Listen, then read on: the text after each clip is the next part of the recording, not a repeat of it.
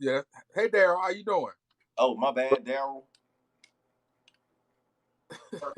Good, I'm country as hell. You gotta excuse me sometimes. Welcome, Daryl. Why you looking like that? You looking like that? How you doing, Daryl?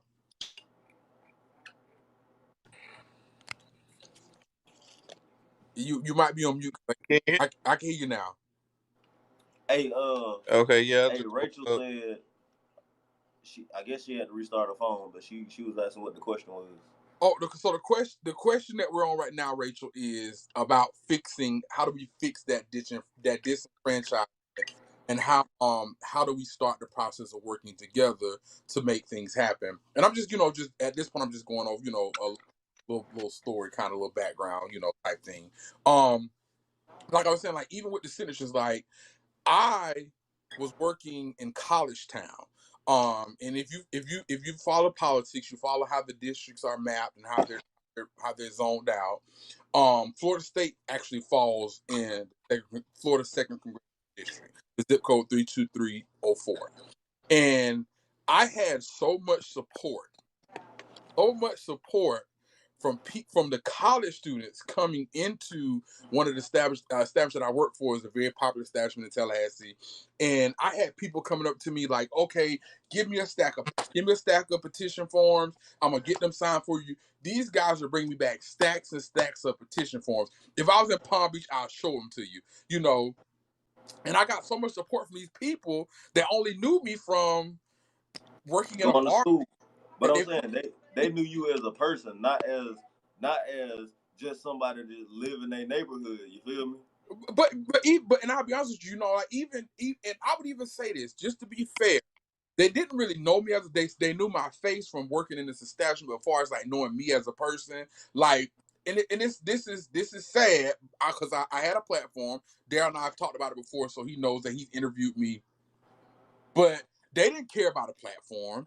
They were there. They were supporting. They were balls to the wall supporting, like hands down, like give me stacks, give me stacks. And I'm talking about these white guys were bringing me stacks and stacks and stacks of signed petition, and I could have very well have gotten the signatures just from the Florida State students alone.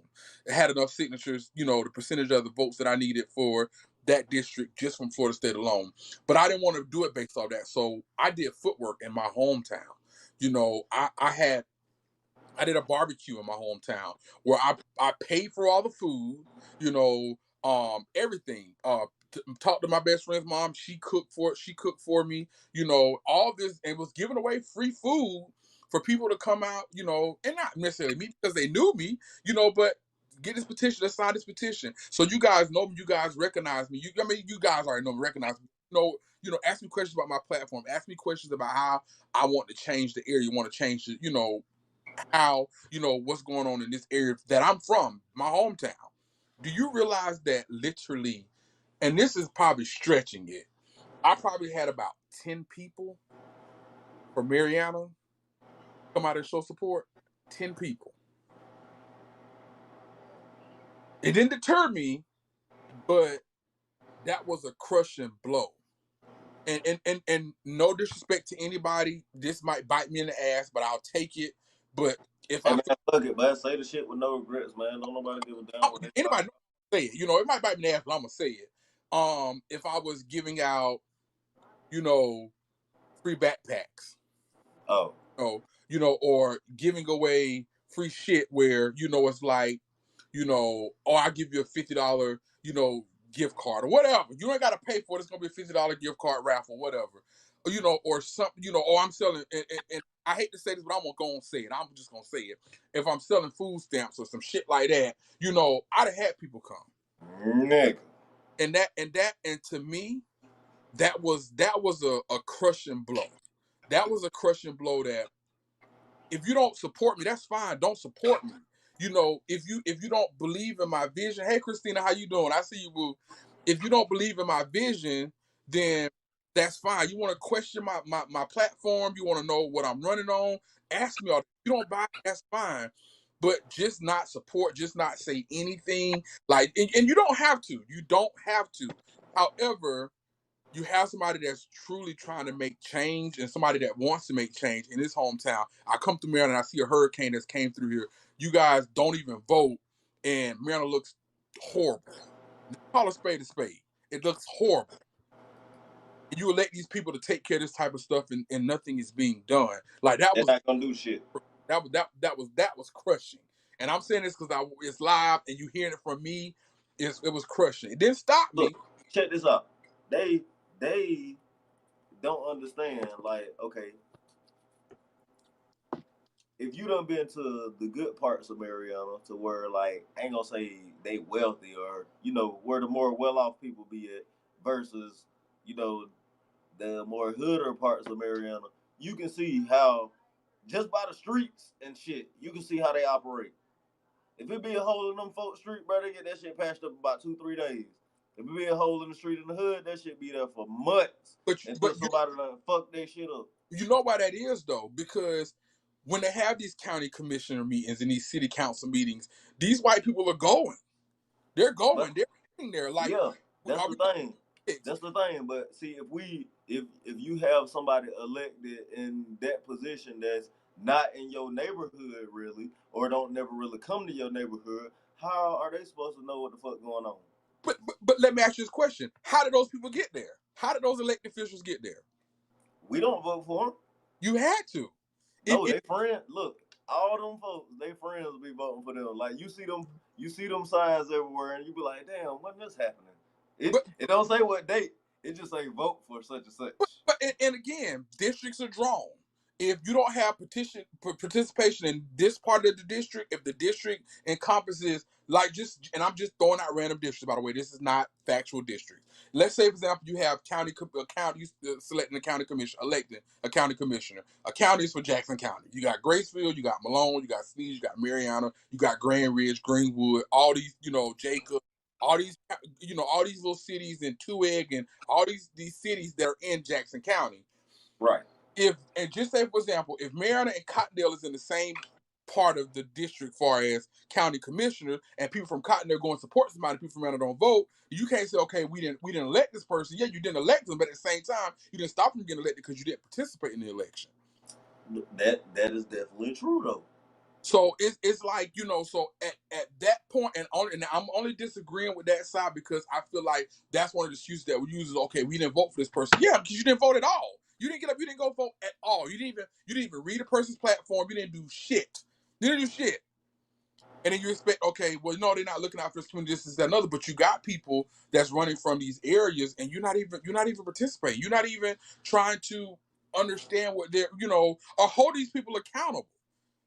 So yeah, if you elect somebody that represents the hood and you don't hold them accountable, then you can't be mad and talk shit about, oh, but they ain't getting nothing done in the hood because you didn't get your ass out and go vote. So this person that represents the hood don't be in the hood, but a person that is from the hood is trying to run for this office. You're not even participating. You're not even coming to show support. Like, and at the end of the day, yeah, you need money, but nonetheless I'd rather have your support than your money. Now I will need money. You'll need donations, absolutely.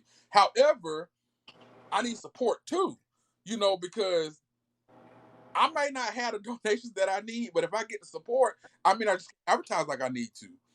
I put myself out there as much as I'll go places I like to go for campaigning. However, I can still use the support. It costs you nothing to register to vote. What time is it? It is 8:39. Oh shit, my bad. I was asking you, but appreciate you, cuz. Goddamn. No problem. It costs you nothing to vote. It costs you nothing to register to vote. You just got to go and do it, but we don't. And Brandon, and just to go back to your point, you say, we've a system that we feel like doesn't work for us. Yeah, and it's never gonna work for us if we don't try to fix it. We don't try to participate to get it fixed, or we don't try to understand the system. You can't expect something to work for you when you don't understand it. If you didn't know you had to put gas in a car, you would never know you had to put gas in the car for the car to go. Am I right or wrong? Shit, a lot of motherfuckers think like that anyway. But if you didn't know that your brakes slipping, you wouldn't know you need to go get your brakes fixed. You'll be just driving, a car that you just sliding around. Do you hit somebody's shit? Huh? Do you hit somebody's shit? Yeah, you're right. But we feel like I feel like we participate and we know stuff that we want to know and that we want to participate in. But when it comes to stuff that we need to know and need to participate, we rather say, "Oh, I don't know nothing about it. Oh, they're not doing enough for me. They don't work for me." Yeah, I don't even think they'd rather say I don't know nothing about it. They just be like, yeah, I know, bro. Keep it And moving. I'm gonna tag Daryl in for me because he's being quiet, and I know he's a political person. Hell Um, yeah, say something, Daryl. Goddamn shit. but one thing that and this kind of something that you said earlier, Si, you was like, my vote don't count. For me, that is one of the biggest excuses and disappointments that I could possibly ever hear from a grown person is that, oh, my vote don't count, so I don't go and vote. That's bullshit. That is bullshit. Daryl, jump in. Well, it's like Martin Luther King said, the greatest action is inaction. Say it louder for the people in the back and then elaborate for the people in the back. Break it down into dummy terms. Well, a blibbity blibbity blip, I said, as Porky Pig would say, the greatest action is inaction.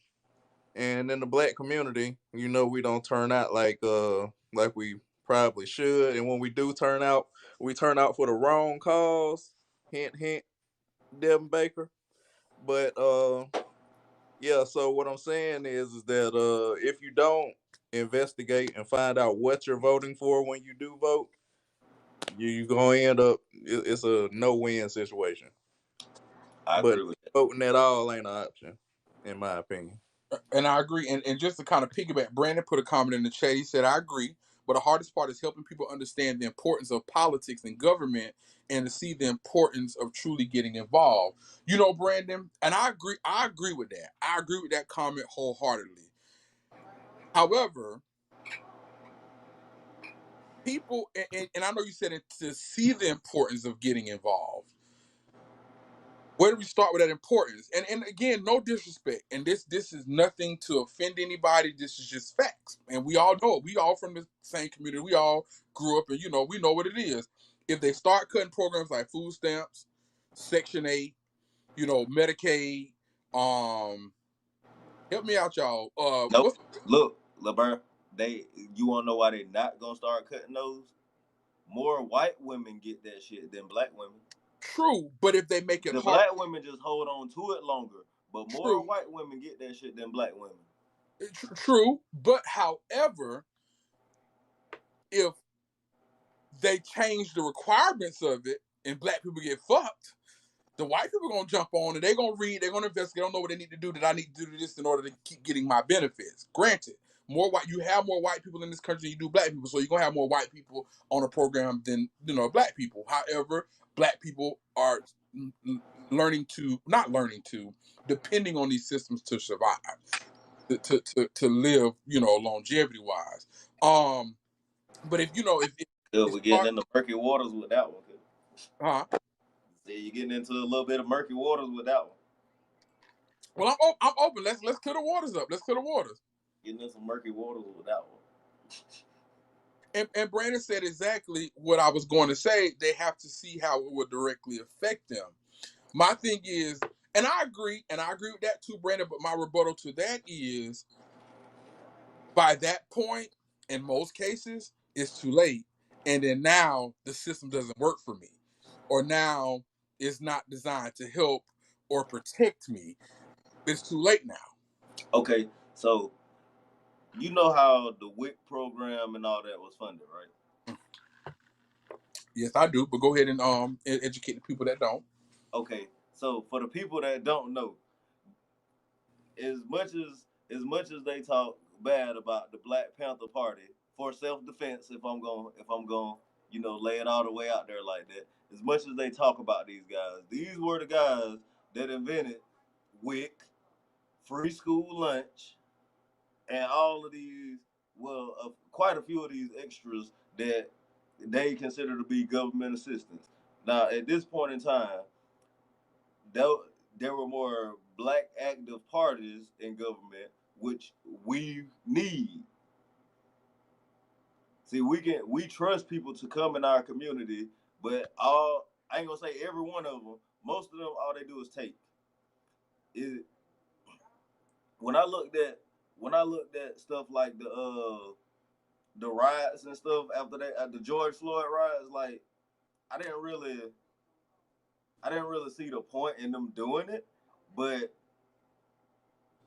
the people that was really doing it were not doing it because they wanted to be for George Floyd. They was doing this shit for opportunity. But even with that, like I went to the march in Mariana. You went to a march, but you ain't tear no shit up. So what now? I said you went to a march, but you ain't tear no shit up. But it's this my thing. The fact that we feel like we have to tear shit up, that's a problem. And I'm gonna tell you why that's a problem. Because how does your share how do you get a sheriff? How does a person become a sheriff? How does a person become a sheriff? How does a person become the sheriff? Not a deputy, but a sheriff. How does a person become a sheriff? You get voted in for that. You're elected, right? How does a person become police chief? Now, that in that case, you have to at least be on the police force for that. But you still do get elected for that position. You get elected. So my thing is to kind of piggyback to something that Rachel said earlier. Rachel said retroactive. I'm gonna change that Rachel reactive. Instead of us as people being proactive, we're more reactive. You know, granted, you can't change something overnight. Let's start by saying that. You can't change them overnight. And let's be honest, when Martin Luther King first started marching, I guarantee you, me knowing the mindset of people in today's time, and granted, we still have racism and things like that, systemic racism, all that type of stuff going on. It was 30,000 times worse back when he started. I know you have people telling him like, Martin, you waste your time. It ain't gonna change. This is that and the other. However, hold these people accountable. When these people running for office, demand these people to come to have a town hall. You know, we run. You running for sheriff? What are you going to do for the black community if elected sheriff? What are you going to do? Okay. See, this is where we start with the commissioners of whichever region that we in, and even all the way up to the president or whatever. Us as a community, we have to make demands that these people do this type of shit. Like we can't just keep going on promises of we'll do this and we'll do this and we'll do this. We have to make demands, and if they don't abide to those demands, then we're not electing you. I understand that concept. I understand it wholeheartedly. You know, I'm a politic person. Politics is my passion. I understand it wholeheartedly. It's just when and how. You know, Darren, I'm gonna give you an opportunity to jump in if you got something you want to say. Oh yeah, I'm in here in the comments talking to Rachel. Yeah, you read Rachel comment right here because she said she gonna be honest. I struggle more with a federal job than women with 5 kids and no job. It makes me furious. Sheesh. Hey, this the same Darrell that we talking to right here on Daryl, yeah. That's a different. That's a different Daryl. The same person. What you say? What kind of federal job you got? But just kind of think about. I mean, I know where y'all work. And I agree. Rachel, I agree with that wholeheartedly. Shit. I feel like I struggle more. Working 5 days a week, 40 hours a week. And people see, and they think that I make all this money. I'm not one of those rich friends. However, I mean, it's just me. I don't even have kids. It's just me. It's me, and I still struggle. But you got people, that are living off of the government, and they're doing just fine. And you're right. You feel like you feel like you're being punished for working. However, how do we change that mindset? We as a people, unfortunately, are always going to be on the shitty end of the stick. We're gonna always, because we feel like we're being helped and we're not. we're being crippled. We're being crippled and we're becoming dependent. You know, you don't cut my food stamps. You don't, you don't take my Medicaid. You don't take my wig and my, what's the shit called when people had a little daycare shit, the daycare voucher. You don't take that. I ain't getting involved. I'm good. This is that and the other. But that's designed for you to take that mindset instead of putting some programs in place that will help you get out of that mindset, help you get out of that way of life. Like, granted, food stamps, I've never gotten them, but food stamps, I'm pretty sure for people that get them are amazing. I got them bitches one time, cuz. Now, They only gave me $20. I never got them. When I was in school, you couldn't be in school and get them. Then when I was out of school, no, look, bro. It's not that you couldn't really get them, because people that go to school can't get EBT. It's just us as males, really, we not really looking at nothing like that. You looking on how you finna make your money, how you gonna survive, whatever. Cause a lot of the ladies that had EBT in school, they wasn't like getting shit just to eat. These motherfuckers buying like crab legs, steaks, all that type of shit. Goddamn shrimp kebabs. No, you're right. And we're supposed to be in college. You're right. But it's like, for me, I feel like that starts when you put people in place that are going to put policies in place that's going to change that. Elect people that's going to and let's just take Maryland, for example. You know how much fucking land in Maryland that's just uninhabited, just land that's just land. Think about how many jobs can come to Mariana if you put the right people in place that approve these people wanting to come. People want to build in Mariana. People want to bring factories to Mariana. People want to bring different, projects to Mariana. But you got, no, we're not doing that. We're not doing that. And for what?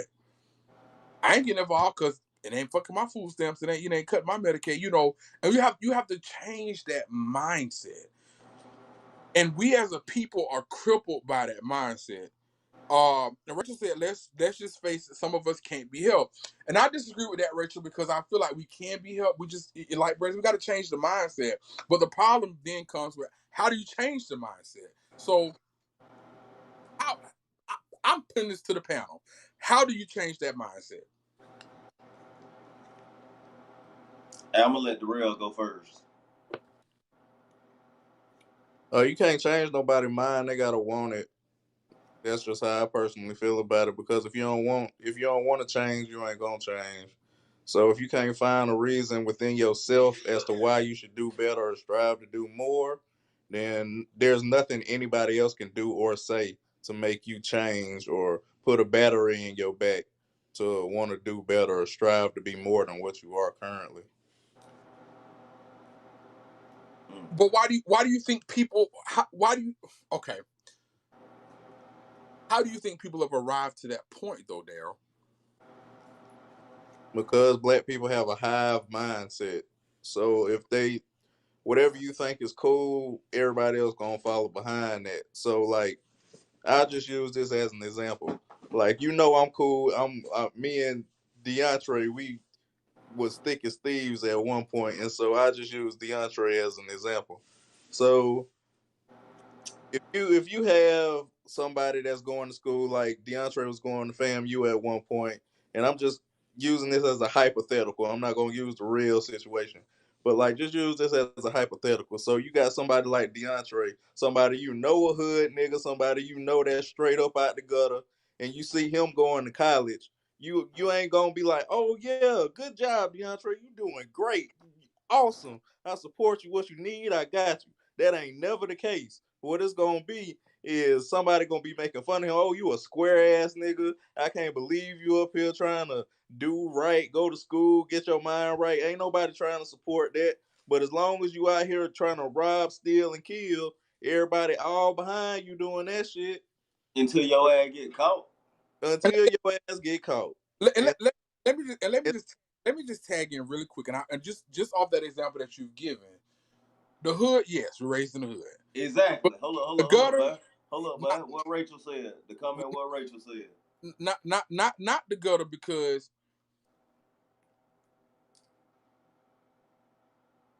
we But like I said before, I wasn't born with a silver spoon or a gold spoon. That's not me, you know. And I watched my mom struggle to make things happen, you know. However, I just can't accept the fact that say we was raised in the gutter. That's just a mindset that, and just using DeAndre, that you know that not to say he took on, you know. But it's like we have to change it. Like prime example, just something like this. We voted in the state of Florida to give ex-cons their right to vote back, right? What they heard was, oh, if you had to pay all these fees in order to get your right back to vote, but they stopped following it past that to realize that it was struck down that you can't put poll taxes on these people registering to vote, these fees paid. And even if that was the case, you had billionaires like, oh shit, I think it was Warren Buffett. Don't hold me to that. That were putting programs in place, money, their personal money, out there to say, okay, we will help you pay these fees back in order to vote, to get your right to vote. How do people you think took advantage of that? Not that many. But these same people, Look, it's the ignorance of that shit though. we got to check. We have to figure out as a people, and even if it's a small group first, how Look, man, minds. we as black people Yeah, have the power to make anything cool for everybody else too. So we have to take it upon ourselves to make it ain't necessarily gotta be cool, but make it the right thing to do amongst us. true. But but in the kind of it does, and kind of just even just agree with Daryl for a minute. The people gotta want it. If I feel like this is a growing project, by the way. So I know I don't have thousands and thousands and thousands of views and thousands of people participating. However, I feel like if I was on this live telling people business, on this live, Yeah, it'll be a lot of goddamn shit. Motherfuckers ready to see some drama. lot of participation, a lot of people watching. If I'm getting on here telling shit about people that what they do behind closed doors and shit that about people that people don't know, like this live will be jumping. Like people, be participating, people be asking questions, and as black people, we gotta redirect our mind something else, and it's frustrating. It's frustrating, especially like and I ain't gonna get into details. Y'all know I'm turning 21 in about 2 weeks. So people in my age group don't participate. They don't. Bro, you doing what? I'm turning 21 in 2 weeks, and we're gonna keep on moving past that. We're not gonna dwell on that. Hey, hold on.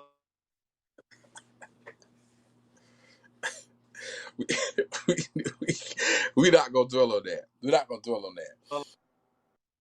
We're gonna keep it moving. So don't start now. Don't start. We're not gonna dwell on that. But it's like and we have to, as a people, learn to we have to want to be better. I don't want to be better. We got to support each other. We got to stop. If I if I'm posting a video of somebody fighting, it's going. People gonna take it. People gonna share it. Hold on, wait. Rachel said, okay, so I'm not trying to change the subject, but as African Americans, right now, are you guys happy with Biden right now? We're gonna get to that, Rachel. We covering all that in the politics, so just pump your brakes a little bit, sweetie. We gonna get to that. But just kind of, like just as a general, we gotta do better. And I know it's gonna take more footwork. I know it's gonna take more activities, but we as people got to be willing to want to learn it and accept it and know what's going on. You tired of black people going to court, getting the prison time for little petty shit. Fuck that, I fight my shit, man. Take that shit to trial. You ever heard that? I heard take that shit to trial, but if you ain't got your ass out and voted and elected judge that's sitting in the motherfucking seat, Okay, but look, at the same time, right? At the same time, if almost everybody was to take that shit to trial, that shit would disrupt the court system because they don't really have enough money to fund that shit themselves. That's why they go ahead and get people to cop out, because then You charge court fees, you charge whatever the fuck you charge with, and you charge your restitution. And that's easier for them than spending $10,000 trying to take you to court, and they don't actually know what they can do. Now, granted, I've never been a product of the court systems. I've, knock on. I have, shit. And again, that I'm not taking that from you. However, I'm just simply stating the people sitting in the courtroom presiding over the cases are the very people elected by the people in the community. People don't just go and apply to be a judge and get the job as a judge. They're elected officials as well too. Right. But another reason why people don't just always take this shit to trial is because of the time behind that. Because if you go and lose, you gonna get the max. Oh, they. Hey, so sometimes you gotta take that risk. Hold on. You don't get no reward without no risk. Hold on for a second. I'm sorry. And Rachel, you finna take it there.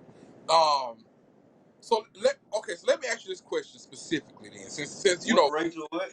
Rachel talking about bring Trump back, and at the end of the day, that's I'm a person that I respect your opinion and whatever.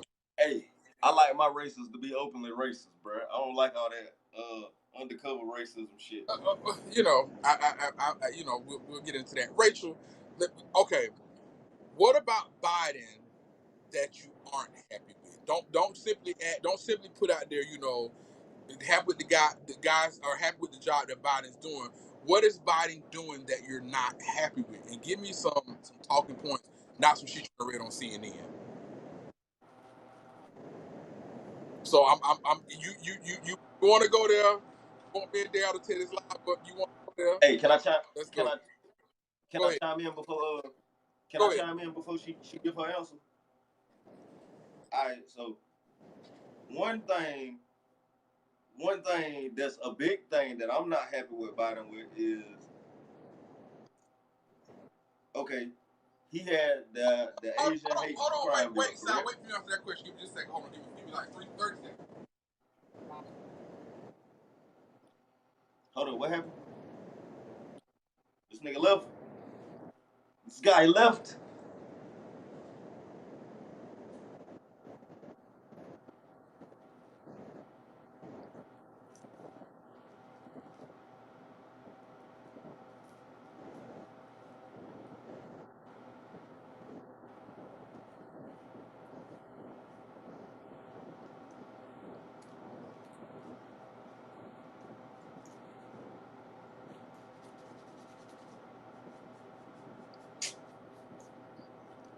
Miss Rachel, they brought the Afghans here because they have a relationship with the Middle East like that.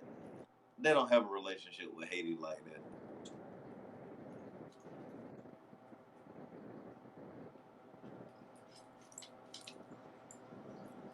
Devin, goddamn, bring your ass back, man. Goddamn. I gotta go in a little bit.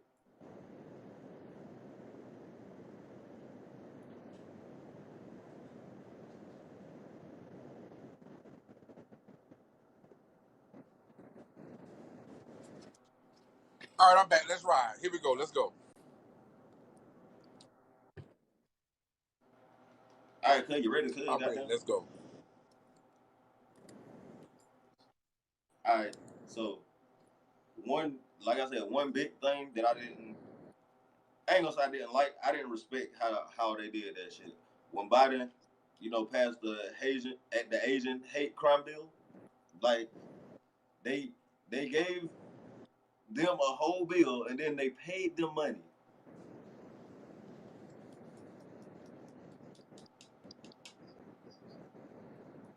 Okay. Oh, I need to go in a little bit more detail? Yeah, go in a little more detail. Okay, so they passed the bill, gave them money, whatever.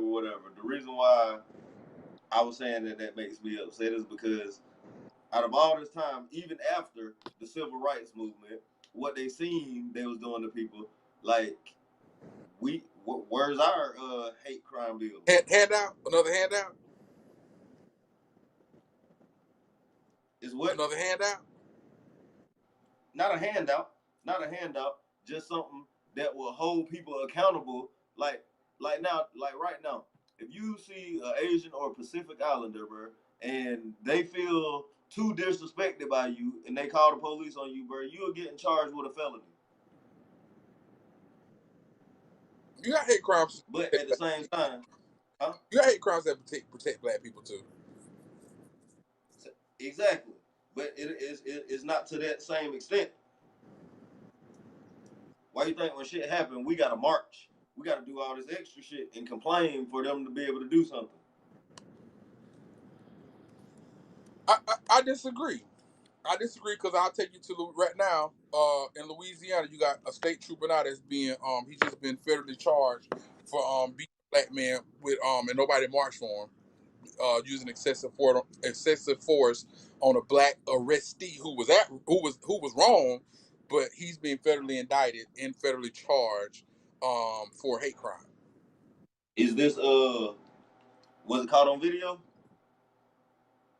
You know they got body cam footage, but yeah. So yeah, that's your question. Yes, it's on video. So you think about all the stuff that's not on video that they just get. Say Dothan on it. Huh? My little thing say Dothan on it. I don't want to get in trouble. I don't really give a fuck. But I done got 5 police officers fired in Dothan for harassment and stuff. So you don't so really, like if we doing that. But I'm just saying. So which don't help your point. Cause they don't have to change department. Okay. Again. Again, that takes us back to elections. If you have a police chief coming in the middle of a term, they're interviewed by, I think it's the city council, either the county commissioner, I think it's the city council. They're interviewed by the city council. We elect the people that vote. We elect people that sit on the city council, and then we gotta hold them accountable. So and then again, you have to do your research on somebody. If they say they're hiring Daryl Bradwell from Greenwood, Florida, then get your ass online and do whatever you need to do to get the information you need to get on Daryl Bradwell. So you take your ass to the city council meeting and say, okay, this person I interviewed for this position. However, this is what I found when I researched this about him. I found this, this piece of information. This case is pending. This happened. Like, can we get explanations on this first? Because we elected you to sit in that seat. You didn't apply for that seat and got it because you applied for it. We elected you, so I need you to represent me, and these are the questions I need to be asked. We got to hold people accountable in that sense. And kind of just and again, Rachel. Now I'm going to get you, Rachel. I'm going to get you. Now I'm going to get you because you brought up the Haitian situation. Hey, I'm sorry. Hey, Brenda, how you doing? I texted in the chat, but hey, Brenda, y'all love Brenda. I gotta get that's my girl. I love her to death. Hey, B. Third stimulus. Hold on, but Miss Ray, she made a point. With these stimulus, she made a point. Can I say something right hold quick? on. Before the stimulus, she made a point. She said, we done brought all these Afghans here, but not our Haitian people. First of all, the Haitian people aren't your people. And again, and let's we gonna call a spade because you call a Haitian black. They're not black. Let them tell you they're Haitians. And I'm not hating on the Haitian people. I have very close friends of mine that are Haitians, and I love them to death. Me. But I'm just saying, and I love you. I have my Haitian. I love them to death, and we'll do anything. And I know it's vice versa. I know the feeling is mutual. However, the Afghans that we brought here, Rachel, were Afghans that were feeding us intel in a war that we did not need to be in. However, these Afghans are diplomats. They are people that were, helping this country out, feeding locations like where to find Osama bin Laden when they killed Osama bin Laden. When they trying to infiltrate these Taliban hideouts and Al Qaeda hideouts. These are the people that we're bringing, and for the record, we didn't bring all of them because some of them are still over there. But translators that help, translate and take us around, putting their life on the line to give us some type of leeway. However, in a war, granted that we had no business being in the first place, but these are the Afghans. So when you say we bring Afghanistan's, that's kind of like, okay, well, we're going to bring in all the Afghan people that want to come here. We're not going to bring in the Haitians that want to come here. That's not true. That's not true. They're not just letting any Afghan, and even the Afghans that helped us, they're still vetting them. However, when you look at the Haitians, and nothing against Haitians, but unfortunately, as much as Haitians don't like to be called black people, we all got the same mentality, same mindset. Corrupted elected officials, people not holding your government accountable, and letting things run amok until it becomes too late, and then we become reactive instead of proactive. Now, are there certain Haitians that need to come here? Absolutely, absolutely. Do I feel like all need to be turned around? No, not at all. But these same people, like the Haitians, when the Haitians get here, and then shit go to pots, then it's like, oh, we should let them come here. And again, do I feel like Biden kind of let me down in some part with that? I do.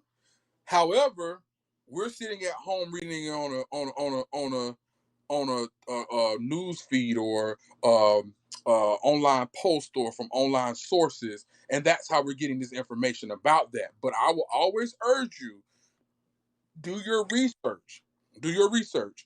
Daryl, I'm gonna let you jump in, and then Sam, I'm gonna let you get back into it. Go ahead, Daryl. And if I listen to a Democrat talk about border security, I'm not talking about border security because with and again, don't take me saying that as border security. However, the border fucked, it's been fucked. That ain't nothing new. However, I'm just saying if you're gonna use it as a talking point, let it be a legitimate talking point. We get entwined about the things that are passionate to us. As far as like with the Haitians. Again, I have nothing against Haitians. I don't. I hope not. But let's come with a plan of how we're gonna get. And that's how I feel about anybody comes over here. Anybody. What are we gonna do? What's the plan moving forward with them? How are we gonna make this beneficial for us? Simple as that. So don't throw shade there. I'm talking about a Democrat talking about border security because the border is fucked. It's been fucked. Cause I'm trying to hear what Daryl got to say. He finna come for me. And Rachel's trying to get some shit started. But go ahead, Daryl. Jump in.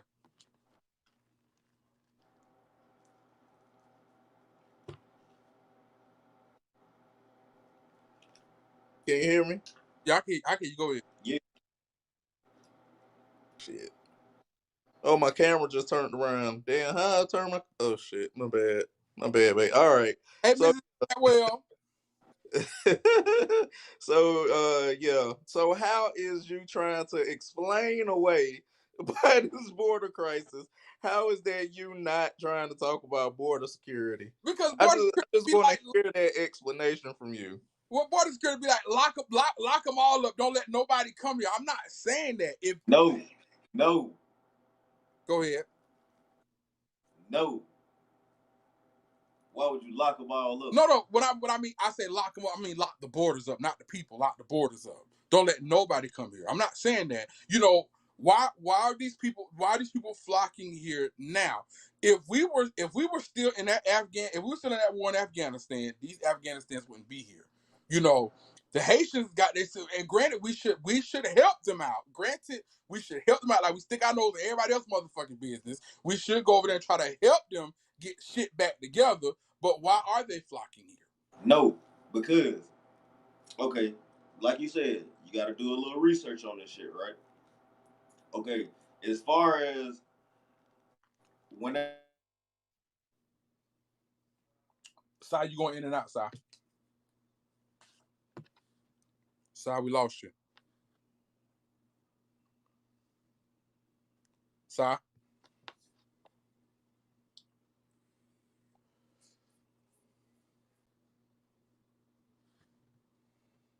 said jump back in a second. Wait, Si, you back? my camera done went off, goddamn. Okay, I can hear you now. Go ahead. All right. So Haiti was big on producing sugarcane until they found out that other Caribbean islands could do that shit too. So whenever the Haitian revolt happened, they just said fuck Haiti. They don't send no supplies over there. They don't send any money. They don't send anything. But see, with the Middle Eastern countries, not only Afghanistan, with a lot of those Middle Eastern countries, the United States has an active relationship with those countries. So, in order to keep down shit, yeah, they'll help.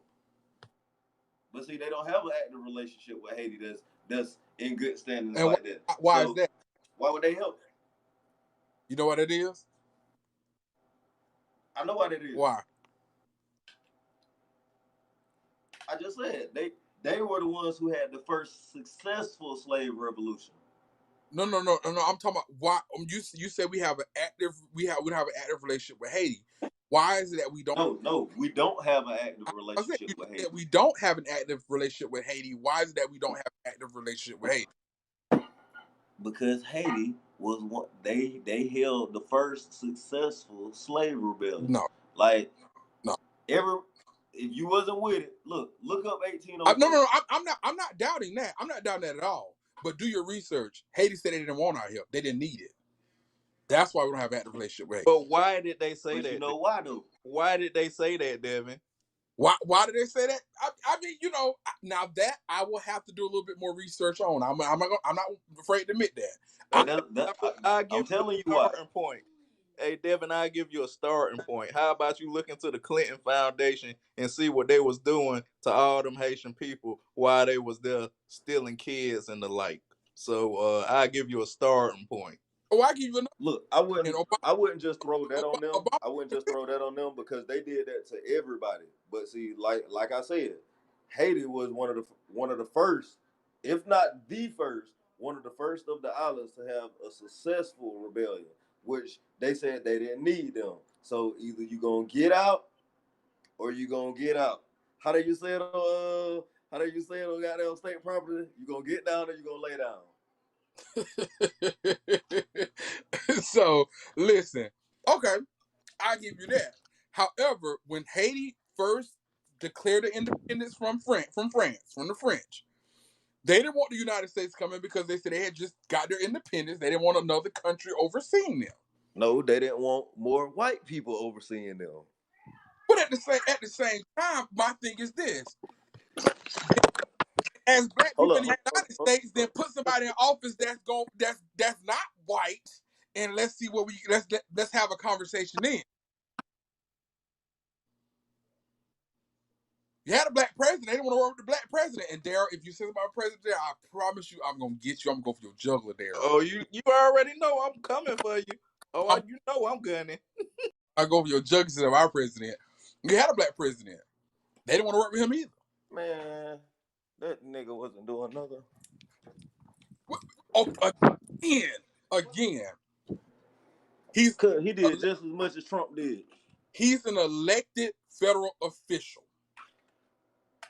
The federal officials oversee the federal government. State officials oversee state governments. County officials oversee county governments and local governments. You can't blame all the problems that this country is having. Even with the black people got a black president, and they felt like, oh, well, we ain't got to do shit because we got a black president. Still didn't go vote. What you did have to do voted, but still didn't go and participate in local elections. Just like you got just Rachel said, bring back Trump. You got a mini Trump in Florida right now who ain't doing shit but fucking stayed up. So you want to bring back Trump? Then you got one right now. So get your ass. So you behind DeSantis? I laid off your Obama now, and I lay off my DeSantis. But I'm just saying. She said she got baby Trump right now. She talking shit about baby Trump behind and closed door sessions. You got baby Trump right now. Could go get you some Trump. Hey, now he ain't baby Trump Jr. Baby Trump over there in Texas. DeSantis right behind. You know who he is. He bootlicking. So y'all just gonna forget about Jeb Bush around this bitch. I thought Jeb did an amazing job with the education system in the state of Florida. I have to give Jeb that. He did an amazing job with the education system. You had a governor, Charlie. Charlie came and did pretty good with the education system, but you really had no good governor after Charlie with education. And, Jeb and Charlie did good in education. And Rachel, and I'm gonna this. I have to address it. She calling me out about the mandating of vaccines. Again, with the mandate of vaccines. nobody can really give me a really well. And I'm not saying nobody, but my friends can't give me a good, valid reason or I shouldn't take the vaccine.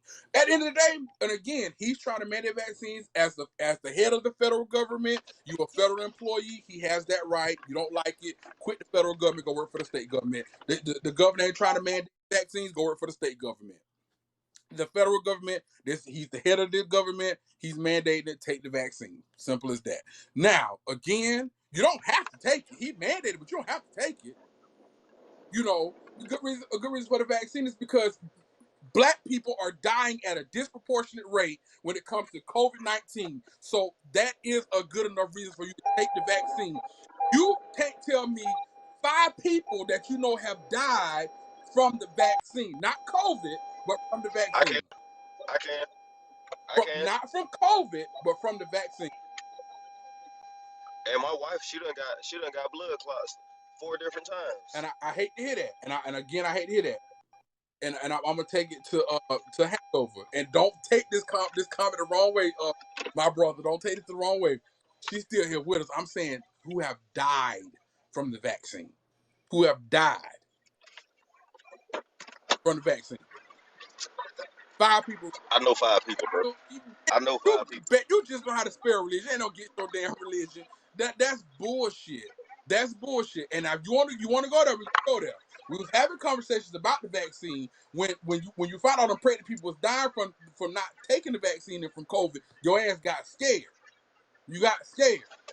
You can't tell me why you won't go take your ass to the able to get all them shots to put in her motherfucking body. Now tell me right now, Ava didn't get none of her shots. Tell me right now. And again, you know, and just me and Rachel, you know, what did your daughter get her shots? Yes or no question. Now I don't get It's either did she have shots or did she not have shots? I don't hear no sum. Did she have the shots or did she not have all her shots? Well, not even all shots. Did she take some shots that the doctor said she had to take, or did she not take any shots at all? But that ain't the point, Devin. The point is of whether or not she had the option to choose whether or not to get the shot. She had the option. It's your child. Nobody you to But take. if you have a mandate, Devin, if you have a mandate, that means you no longer have a choice. Either you get this shot or you can't shop, you can't work, you can't go out to travel, you can't do a lot of other shit. Daryl, at the end of the day, I don't know if you had your vaccine. I had mine, but I know people that did not get a vaccine. They still traveling the world, still going places. Now, if other countries tell you that you didn't come in their shit, that they had that right. However, you have people still out doing stuff. You have people still out shopping. I just watched UF and the Alabama game. 90,000 people were at that game, and other than the coaches on the sideline, I didn't see not one person in that stand with a mask on. 90,000. You can't tell me that all 90,000 people in that stand had the vaccination. You can't tell me that. They might have. Obviously, haven't heard about what's going on in New York, then. So what now? I said, well, you obviously haven't been up on what's happening in New York or in California. That's the governor's decision. The governor here in Florida said that he ain't mandating in the state of Florida, so you can do whatever you want to do in the state of Florida out of a vaccine. You know that. Yeah, but that's Florida, though. So, again, she brought up the mandate of vaccines.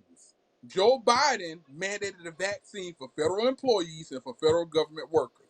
But he didn't, though. He didn't. Joe Biden? For some, because he told the people that work in the actual White House that it was not mandated for them. So he talking out both sides of his ass.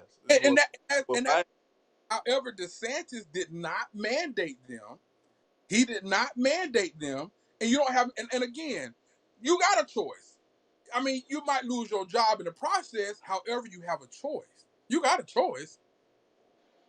But how is that? You forcing people's hand. You saying either you get the shot or you're going to lose your job. He's the head of the federal government. Either take the shot or lose your job. Simple as that. But it don't mean you can't get a job nowhere else. You go get a job in good old boy DeSantis' office. You ain't got to have a shot to work in his office. Except he vaccinated his kid. Well, not his kids vaccinated, but he vaccinated his wife vaccinated because they don't take the vaccination. But they go to school with masks on. You know, that's y'all boy, DeSantis. That's y'all boy. Go work for him. But if it's a decision that's supposed to be between a person and their doctor, you can't make that decision. Like there's nobody. Just say for instance, like that's like you're being forced to give out your private health information in order for services, goods and services. There nothing about that makes sense. But see there, and again, and now you're trying to do a play on words. And the play on words you're trying to do is he's mandated them, but he's not making them do anything because making them would say, get your ass in here and take this shot, and that's it. That's it. No questions, no ifs. You don't have the option to walk away and say, you know what? I love my job and I've been with the federal government for 5, 10, 15, 20 years. I have no other option but to sit down and take this shot. I have no other option. None. So he mandated them, but he's not they don't have to do it, they don't want to do it. So don't play on those words of he makes it. But he ain't making nobody do it. You don't want to do it? Right or Okay, wrong? so I guess this is how I have to explain. So if I didn't like you, right? I don't want you to kill yourself now. I don't want you to kill yourself. But in order to do away with your ass, I put you in 12-foot hole with no water and no food. And then I say, well, hell yeah, I'm not killing you. And I don't want you to kill yourself. But if you can't get yourself up out this hole, there ain't nothing I can do about that. But You're my stuck thing, down there with no food and no resources. you would I'm sorry, my bad. you would have to force me in this hole. You would have to make me go in this hole. He not forcing them to take the shot. He not making them take the vaccine. You don't want to take it, don't take it. You just work for the federal government. So if you live in just say for instance, you live in New York, right? And you don't want to get the vaccine, and you can't work, you can't shop, you can't go out to eat, you can't do none of that You shit. you can't You're get out of the fucking forced to city. move out of the state in order to operate freely. How is that not forcing someone to make a choice? You listen. Just like the governors have the decision to say they not mandated. You got governors got the decision to say they gonna mandate it. Just like you have a president that say he mandated his federal workers to get the shot. You could have Donald Trump who probably wouldn't mandate it. However, he's vaccinated. His whole family's vaccinated. All I'm simply saying is don't make it seem like they don't have a choice. They have a choice. Again, you can't. All right, I'll settle this right now. Rachel, give me a valid reason why you just so against the shot. Give me a valid reason. Y'all stay out of this for a second. Rachel, you talking about, huh? I want a valid reason on why you're just so against this shot. Why? Why? I want to wait. I sent you the invite to get on the live so we wouldn't have to wait for you to respond, but you don't want to get on the live, so.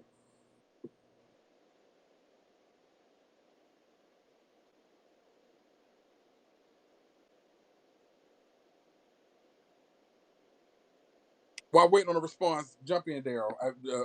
Inside. I know y'all. You know, I'm being double T tonight. I'm okay with that. But go ahead. Let's go. Let's Well, go. I'll give you the good reason. So Have I you want you been- to I want you to answer me honestly. So if Biden did not win this election and Trump was still the president, would you have gotten that vaccine? I would have. You I, a liar and the truth ain't in you. but I'm gonna tell you why I would have gotten that vaccine. I would have gotten that vaccine because for me, I know that I have better living. I know I have people that have immune, and I know my immune system is good. My immune system is strong. You know, I would have fought through it. However, at the time, you know, it was pretty rough. And I ain't gonna lie, before the vaccine came out, my mama was talking about cancer. She was taking chemo. She was taking chemo, and so I knew her immune system was down from the chemo. So, and I'm working in Tallahassee around college students, all that jazz.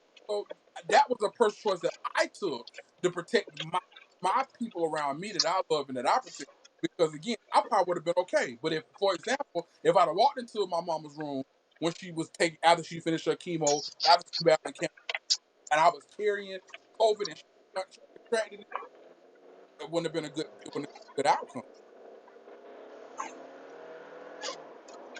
So, so you did you get the vaccine before or after it was FDA approved?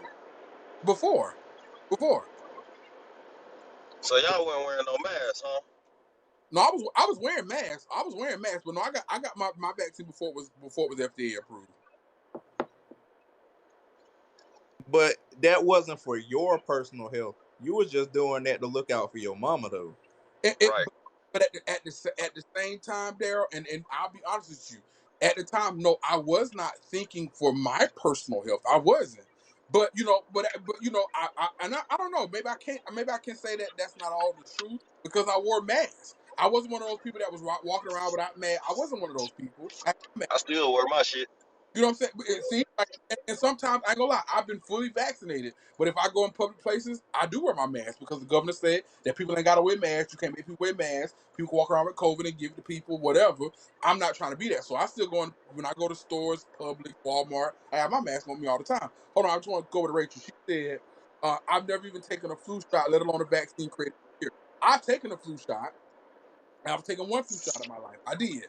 I haven't taken a flu shot since I was 11 years old, bro. Yeah, it And was. I haven't had the flu. Yeah, I took the flu shot.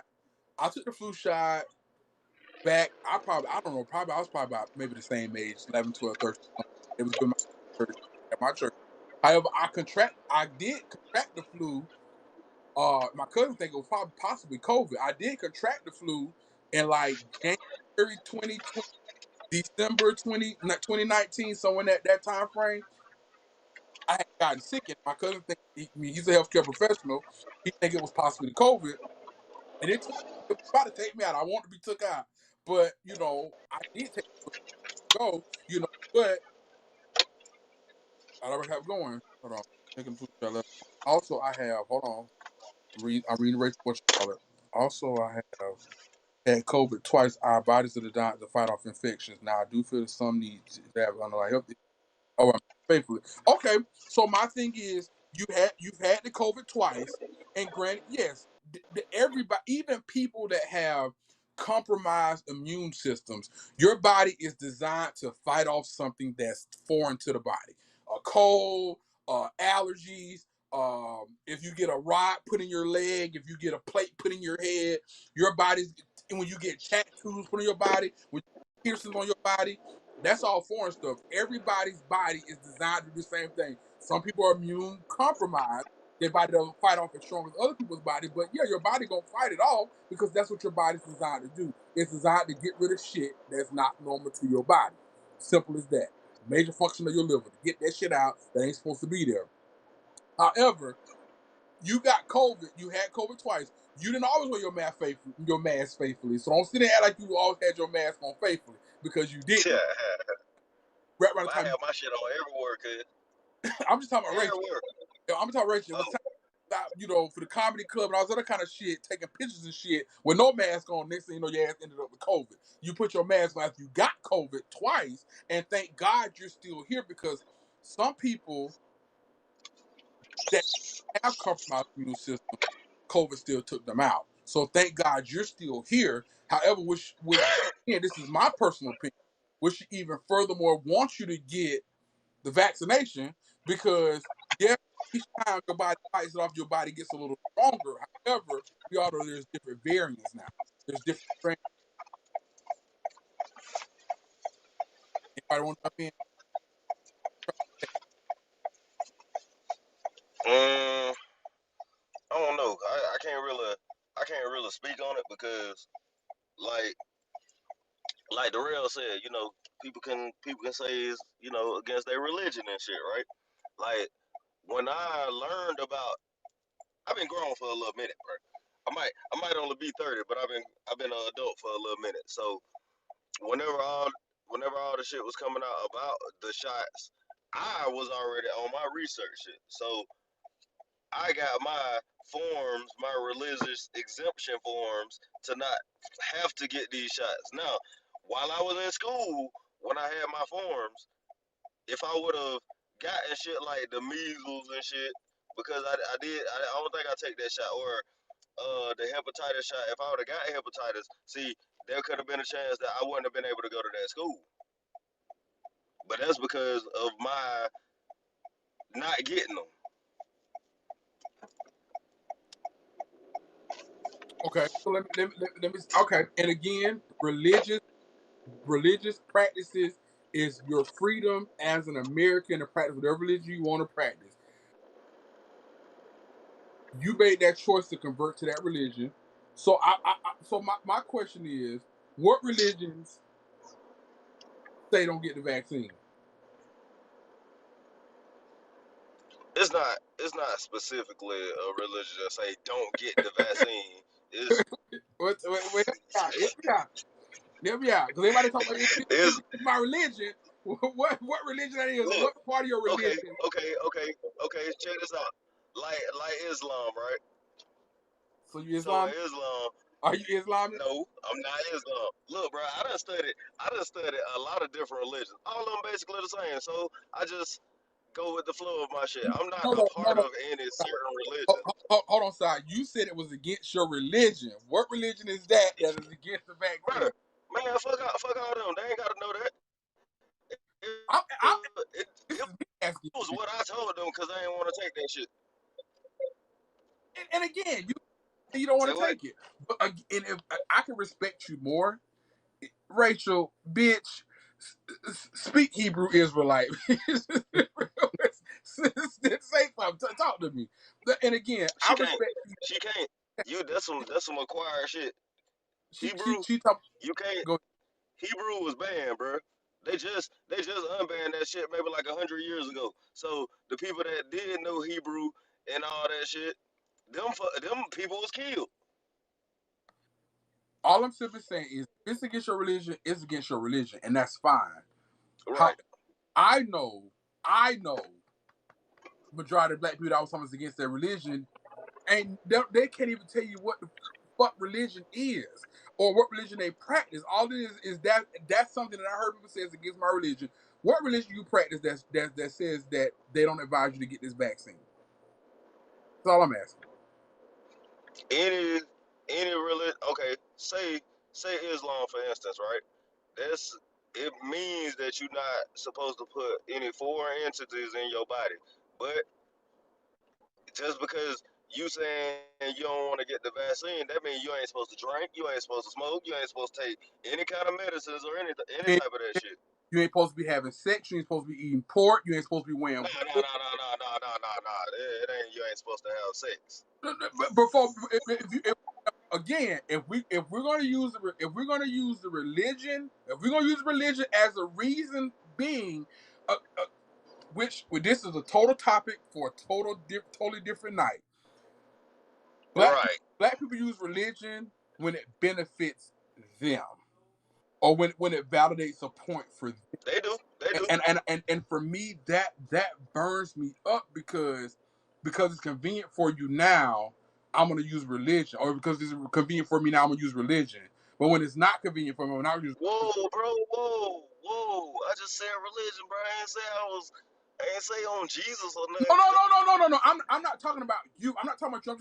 I'm talking about our community as a whole. I'm not talking about you directly. Okay, in general. In general. In general, as a whole, you have people that I ain't gonna lie to. Like, oh, it's against my bitch. You got 5 different kids by 5 different niggas, and you ain't had the damn one of them.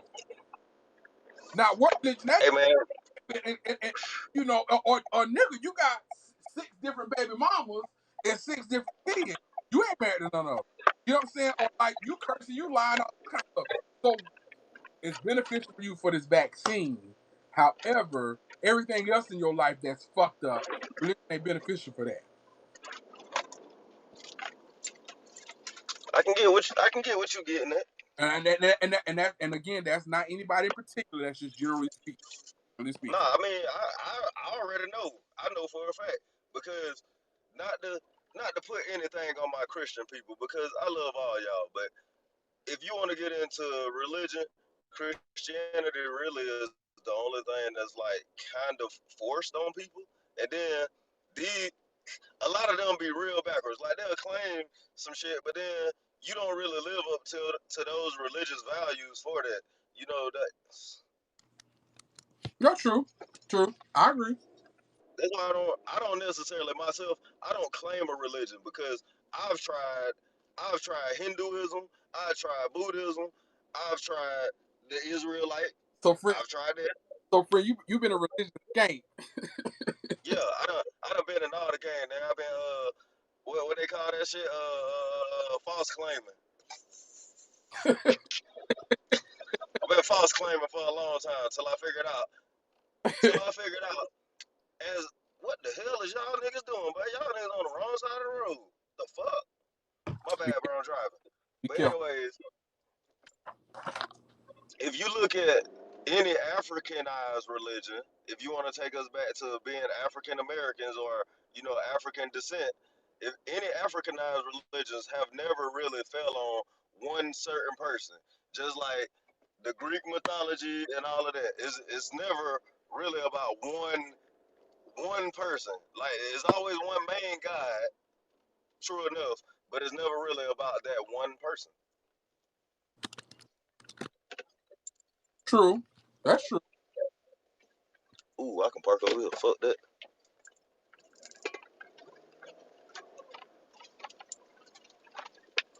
Daryl, what, Like y'all got me lost in the sauce talking about this religion. I don't know where y'all was at. oh, Yeah, well, I was just referring to the religion part when it came to the vaccines because people like to use it's against my religion, but they take their babies and get these vaccines and this stuff pumped in their babies, because their babies don't have a choice to say, oh, I don't want to take this shot, oh, I don't think this is for me, taking me let these people stick this stuff, and I think that's topic. But okay, we did kind of stray away from our topic at hand, so we got to bring it back. That kind of took me out with these vaccines. So about the job that Biden's doing, that's what we were originally talking about. Daryl, we already talked about this, but go ahead, Daryl. What's your thoughts on the job that Biden's doing right now? well, you Hey, already know. cuz I gotta go. Cuz I gotta clock in. You already.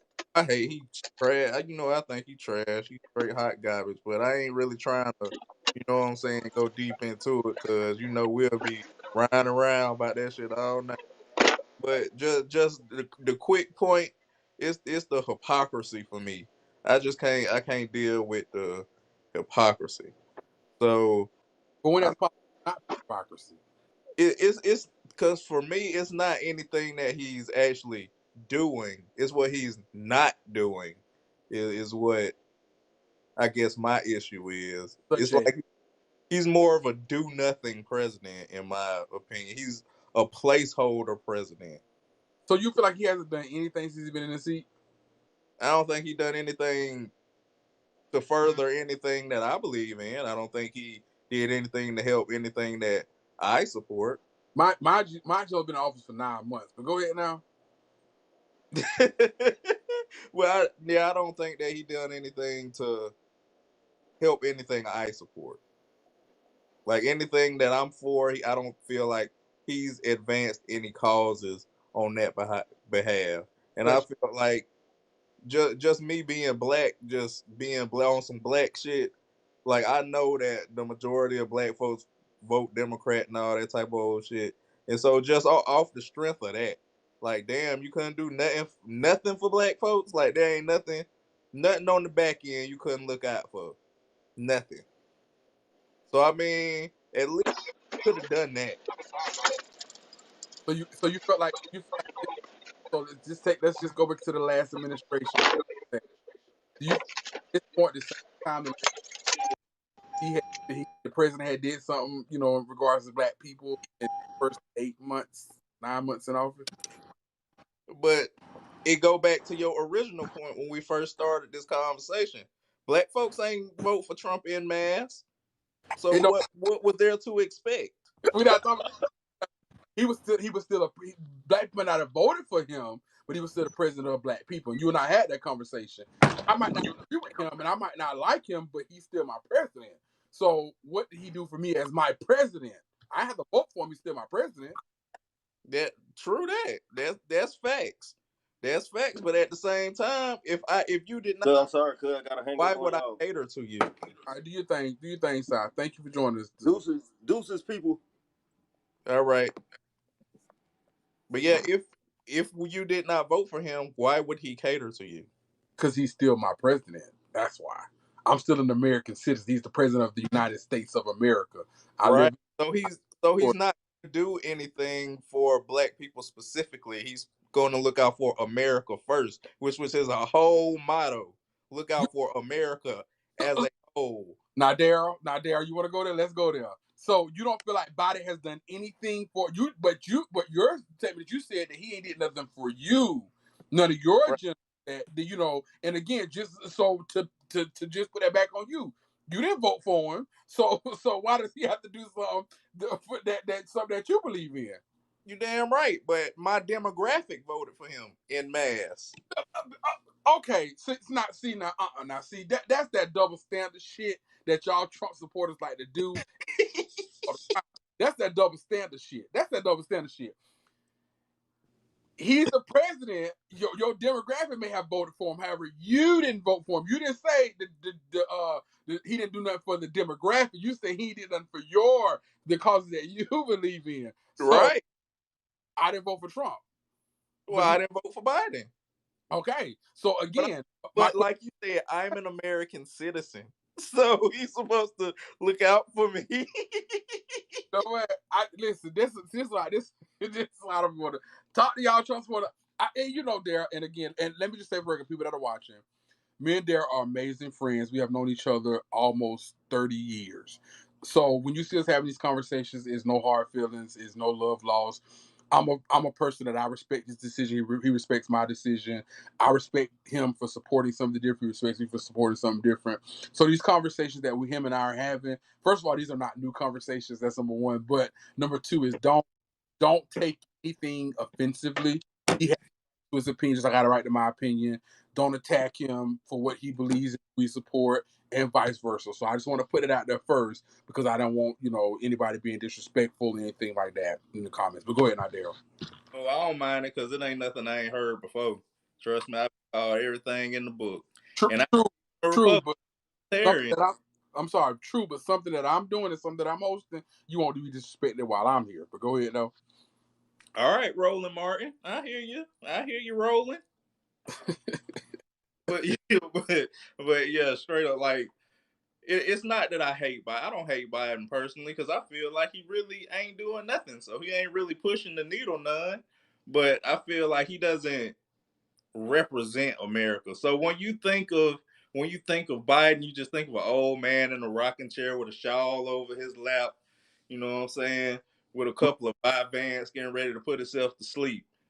But when Trump was in office, he brought that energy. He brought that fire. He represented That's what you thought. When Trump was in office, I thought he was a joke. I thought he brought laughing stock to this country. I thought that, he was an idiot.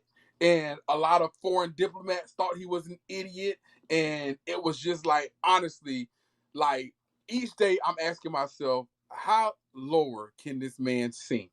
And every day I was always shocked to realize that he could sink himself even lower than he was the day before.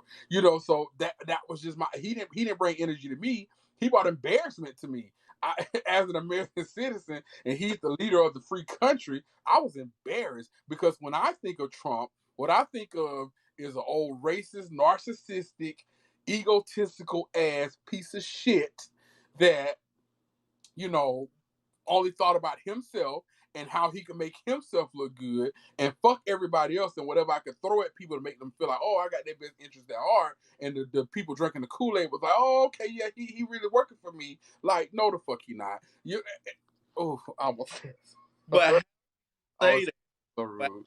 You say that when no media outlet, even Fox News, nobody gave him any love. Nobody, period. Who? Trump. Nobody, no news segment, media outlet anywhere gave Trump any love. Oh, he got 3 years. First of all, and I'm gonna tell you why I disagree with that. I disagree with that because I feel like that's why he had the following that he had because so many people, for whatever reasons, Trump was out there. Trump was playing on everything. Like even to this day, like I feel like every time I get on CNN and I see something about Trump, I'm like, okay. My thing is what I personally believe is that the media outlets got him elected. They put him out there. They put his statements out there. They put the type of person he was out there, and people related to that, and that's how he got the clout that he got.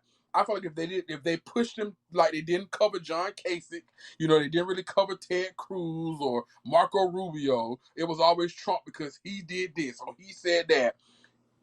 Y'all gave him that platform that you got these ignorant ass motherfuckers that's ignorant just like him, and they breathe life into him and to what he had going on. So I disagree with that. You feel like he didn't show up. I feel like he was getting way much more attention than he should have gotten.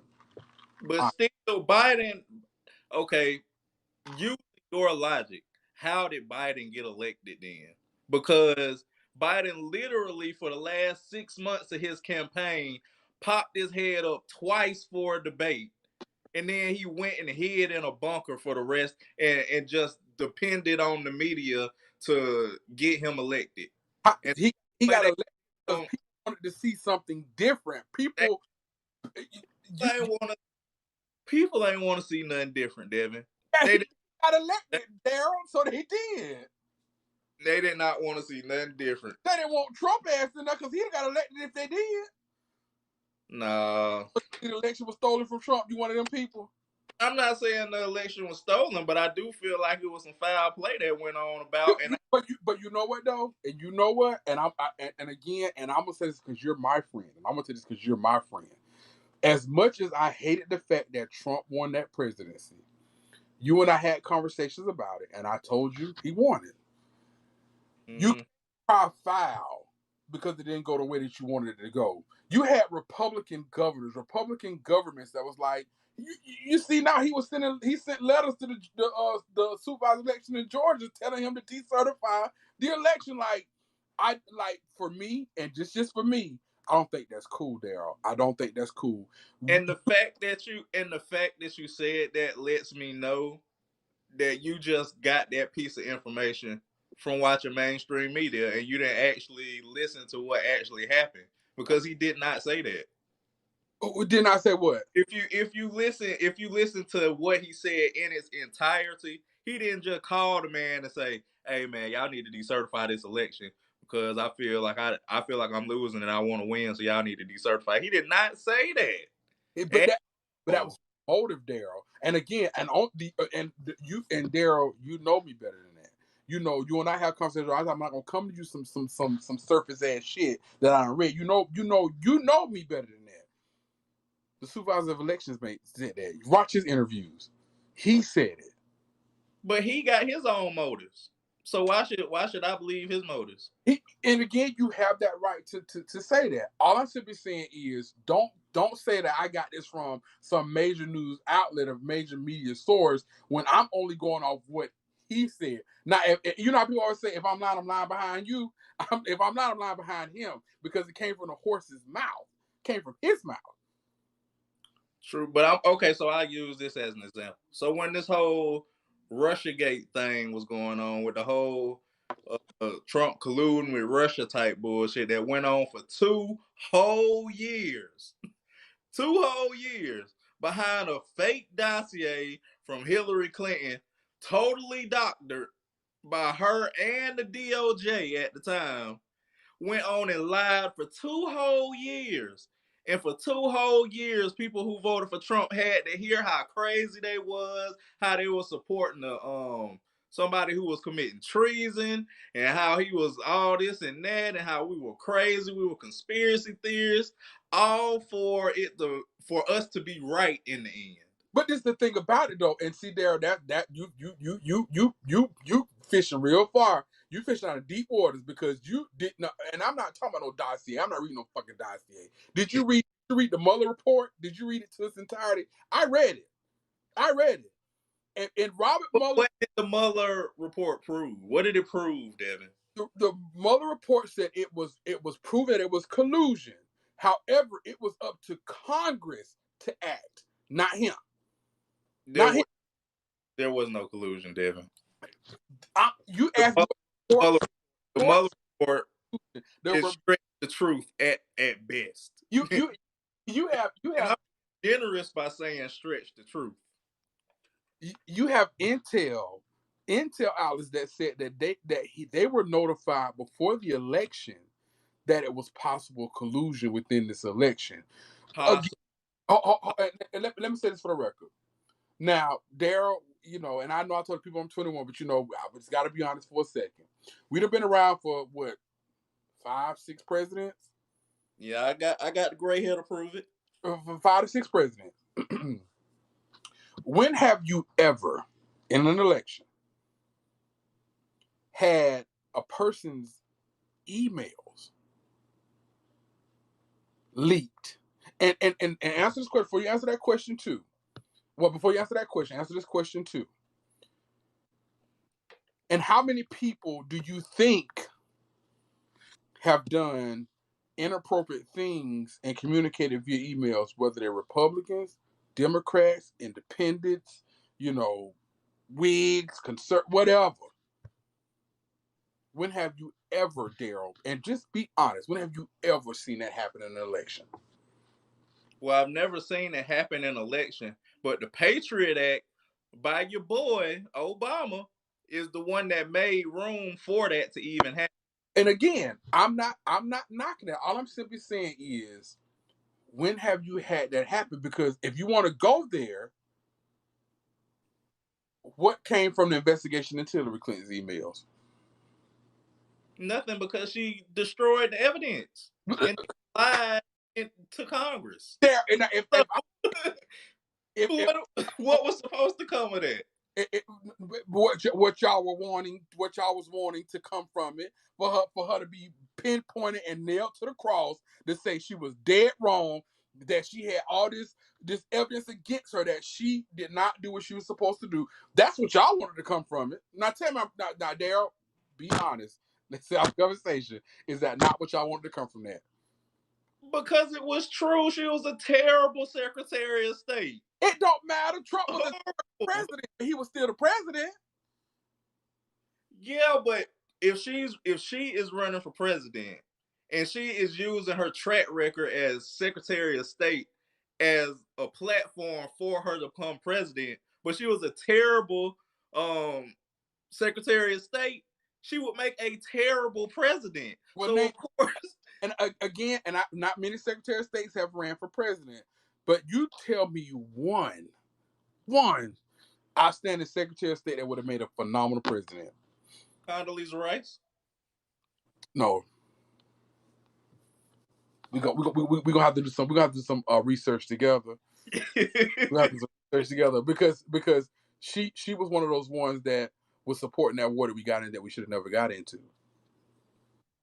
Off of bad information that everybody in the White House had. Don't matter. You could say I went and robbed this convenience store because that's the neighborhood I grew up in. That's what I thought was what was okay in life for me to do this. However, it don't stop you from going to prison, does it not? No, it doesn't. So I don't think that's a fair statement. I'm gonna ask you this question. So do you believe that we still would have got involved in that war if Al Gore had won in 2000? You know, and I'm gonna be honest, to answer that question truthfully, I don't know. I would like to believe not, but then I can't sit there and honestly say no without a shadow of a doubt. I'm not gonna sit there and put my foot in my mouth. I don't know. The research that I have done, I am led to believe that yes, we would have still got involved in Afghanistan for the same reasons George Bush went. I mean, for different reasons than why George Bush went. Because Al Gore's whole platform was global warming. So why did we get into it because of Bush? Because of the oil. And so if Al Gore's whole platform is global warming and he's trying to get off of fossil fuels, of course he's going to try to take our fossil fuels and ship them off somewhere else so that we could be dependent on the new energy that he's trying to create through the green market. Darryl, I'm disappointed in you. That's what your answer is to that. No, we got involved with that war Bush led the public and the Congress to believe that that country possessed weapons of mass destruction, and if they had just attacked the free world, they were trying to attack the White House. They had blew up the Twin Towers. They had flew a plane into the Pentagon. That they had these weapons of mass destruction, and that they were going to try to annihilate the United States. That's why we got involved with that war. Or just want to be that was the excuse he used to get into the war, but that's not the reason why he went. He went because he was trying to solidify his presidency, and you know that. You know that. And as a Republican, I could believe that because he was a war hawk, 100%. But at the same time, that's just the excuse he used to get over there. But that's not the reason why he wanted to be there. Okay, I give you that. I give you that. And just to prove my point, what does the whole Bush family specialize in? Power, money, lies. I mean, and I. but just real shit though. Their whole family name is built on oil, like the energy sector. So he was just basically trying to strengthen his name over there. Because they was rich before they even got in office. Off of oil. And let me just say for the record, you know, and again, you know, this just, you know, just me, you know, and I feel like, you know, sometimes, you know, y'all aren't fair, you know, and I'll be honest, and that's on both sides of the aisle, because, you know, Trump lied about a lot of shit too. This wall that still ain't built, you know, that would have kept, you know, the Haitians out too, you know, but they talking about bringing Trump back. You know, this wall that still wasn't built, and then Mexico was gonna pay for the wall. And when the Mexican president told y'all he wasn't paying for shit, y'all still thought this wall was gonna be built. Well, if you want to throw it all the way back, Trump was just stealing slogans from Bill Clinton's campaign in 1996. You know, one thing about it is us Democrats can, you know, not all of us, but we can have a conversation. But when I tell y'all, and I know you're not a registered Republican, but you support the Republican Party, you know, y'all will find an excuse for any damn thing. It ain't an excuse, it's true. Bill Clinton ran on America First. He ran on that. He ran on Make America Great Again. He's actually the first president who said that. And Trump supported it too. Okay, Trump was also a Democrat at one point. So what is you saying? At the end of the day, you know, you get behind somebody, you know, and this is kind of just to go back to the question about Biden. You get behind somebody that can't even make his own fucking platform. That flops whichever way the wind blows. So we really gonna talk about people who can't run on their own platform when Biden had snatched the whole campaign platform from somebody from another country? But Melania gave a speech at the damn convention that was fucking speech, Michelle Obama. Well, Biden do the same shit. So what is you saying? Well, I mean, since Melania did it, might as well let him do it. You know, Melania ain't write that speech. You know, somebody else wrote that speech for her. Well, all I'm simply saying is, don't shine the flashlight on our shit, and y'all don't shine the flashlight on your own shit. Now, I'm just saying, now if you gonna be fair, be fair. At least Biden got it from somebody from another country. Melania got it from at the time, the current first lady at the time. That's where she got hers from. Because you know, ain't nobody listening to Michelle motherfucking ass. Ain't nobody listening. Michelle is, the one thing about saying for sure, Michelle is a start force in the Democratic Party, baby. And she ain't gonna run for nothing. And you know what? She's seen the shit that your husband had to go through. Hell, I wouldn't do it either, shit. But if she would have, she head against Trump. You already know she'd have beat Trump. You know she would have beat him. You know it. Yeah, she would have beat Trump. She would have beat him hands down. So I think in large part, Y'all better be glad that she didn't run. Who she would have ran with? Now that's the question. That's the question that I can't even answer. I can't even begin who I would have put her with. But I do know whoever she would have been with, it'd have been an amazing team. I doubt it. I doubt it very seriously. Yep, you got to write it out there. I doubt that very seriously. Well, listen, I'm gonna go ahead and bring this. I had another question, but I can actually say this. This is a question you and I had discussed in our personal chat, but I can actually say this will be something that we can talk about on the next live. So I'm gonna go and end there tonight.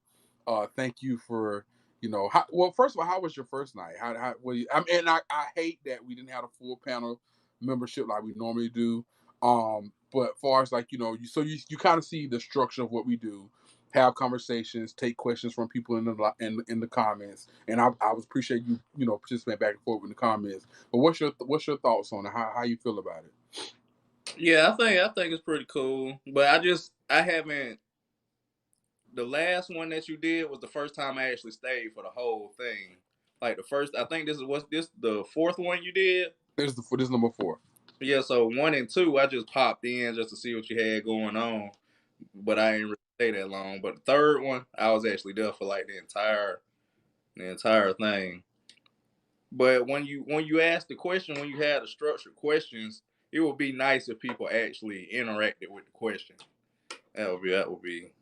When you and again, it's a learning process. So like I said, we're just working out the kinks. It's number 4. We find out what works, what doesn't work. And the first two that you did, the first two that you said you hopped in and out on for those, I had structured questions last week, and this week was more just discussion based type thing, just random questions, discussion based. And just we're going to just switch it up. Sometimes it will be, I have specific questions. We'll have a subject, and I have just specific questions, and give everybody opportunity to answer that question, and I'll move to the next question type thing. And then sometimes we'll have discussion, lives, like just your opinion. What do you think? That's that's what last week and this week was. I think next week we may do one more discussion before we go back to the structured question side of it. Like I said, it's just more interaction and get more people involved, and like I said, we growing, so just trying to make something happen here. We're gonna talk about all types of stuff. I definitely want to re-hit the political conversation again because I feel like it's something that's important that we need to definitely start being more in, so to speak. But when you decide to start talking about the culture, like black culture in general, I definitely want to be in the room for that one because I love to hear what black folks got to say about that. Your seat is extended. You have a permanent seat, so just jump in. And like I said, there's gonna always be different discussions. I know next week we will talk about. I'll say one more discussion because the question that you sent me that's a great question, and I want to know the answer to that too. Being a person that's in a different mindset, than just the standard black community. So I'm interested in that. I think that's going to be a really good topic. So, and I think people gonna be surprised what you say about that too. Yeah, and then that's one thing too. And you got a little bit of advantage because you and I talked about it, so you already know what that question is. But most of the times, well, not most of the time, all the time with the lives, I normally don't tell them until right before we go on what we're going to talk about, or sometimes I don't even tell them at all. Just just to keep them on edge. Not to give me I don't want no pageant answers. I want on your brain at the moment. So. Yeah, I felt like that money conversation. People just ain't want to keep it real. They ain't want to keep up. And you know what? And that's one thing that I'm trying to. That's one thing we definitely gonna work on is just that keep it real. And I feel like sometimes we as a black community we don't keep it real. So I just I feel like we gotta stop with all the I don't want to step on nobody's toes, or I don't want to say this on nobody think differently. I mean, let's keep it real. Let's relate. One thing one good quality that I could just kind of tie in with this is one thing I could definitely praise Trump with was the motherfucker kept it real, and as ignorant as I may have thought it was at the time, or and I still think it is at times, but one thing I can always say is he kept it real and he said what was on his mind, and there wasn't no sugarcoating shit for nobody. You know, if you don't like it, you just don't fucking like it, and I can always respect him for that, and I give him his props on that. Well, I mean, if we gonna throw it that way, Biden do it too. It's just in a half-witted, part-brained way, but he do say it because he always preface what he say. I know I'm gonna get in trouble for this, but I'm gonna say it anyway. But he still has that. I feel like he still has that little bit of reservation because he and I don't, you know, for whatever reason I'll say it. He still knows better. You know, Trump didn't know no better, and not saying it in a derogatory way or trying to tear him down. He didn't know no better. He didn't know, you know, politic etiquette. You know, so he just said it. You know, Biden still sometimes thinks about that before he says it, and he may say some shit he shouldn't say, but he don't say what he really wants to say. So that's just my thoughts on that. So when you think Kamala gonna be the president? Think she got the way. I'll say this: when it comes to that, and I know my fellow Democrats gonna have my head for this, but it is what it is. Right now, she's just not standing out to me, and I feel like as the first woman, the first ethnic woman, you know, vice president, like I definitely thought Kamala was gonna hit that ground. Like, bitch, I'm here. You didn't think I was gonna be here. And I'm not saying she's not doing anything, but she hasn't given me that wow factor to say, you know what? God damn, she on her shit. I feel like she gotta raise the bar a little bit. I love her. I support her. Always will. You know, but I just haven't seen that side of like that's why she the vice president. I just haven't seen it yet. She acting more like a first lady than a vice president, in my opinion. And I think in large part, and I do, you know, in her defense, I think that she really doesn't know what to do or how to act because there's no, you know, with presidents, this is the guideline. This is, you know, how the office works. You know, you can take it or not take it. People judge you off that. You know, she broke glass ceilings, and there's no precedent set of this is what a woman vice president should do, or this is what a woman that's the second most powerful person in the world, you know, should be doing or should be acting. So she still has to figure that out. But I definitely want to step her game up because I want her to understand and I'm not saying she doesn't, but I really want her to grab hold of that power. And what I mean by power, that platform that she has.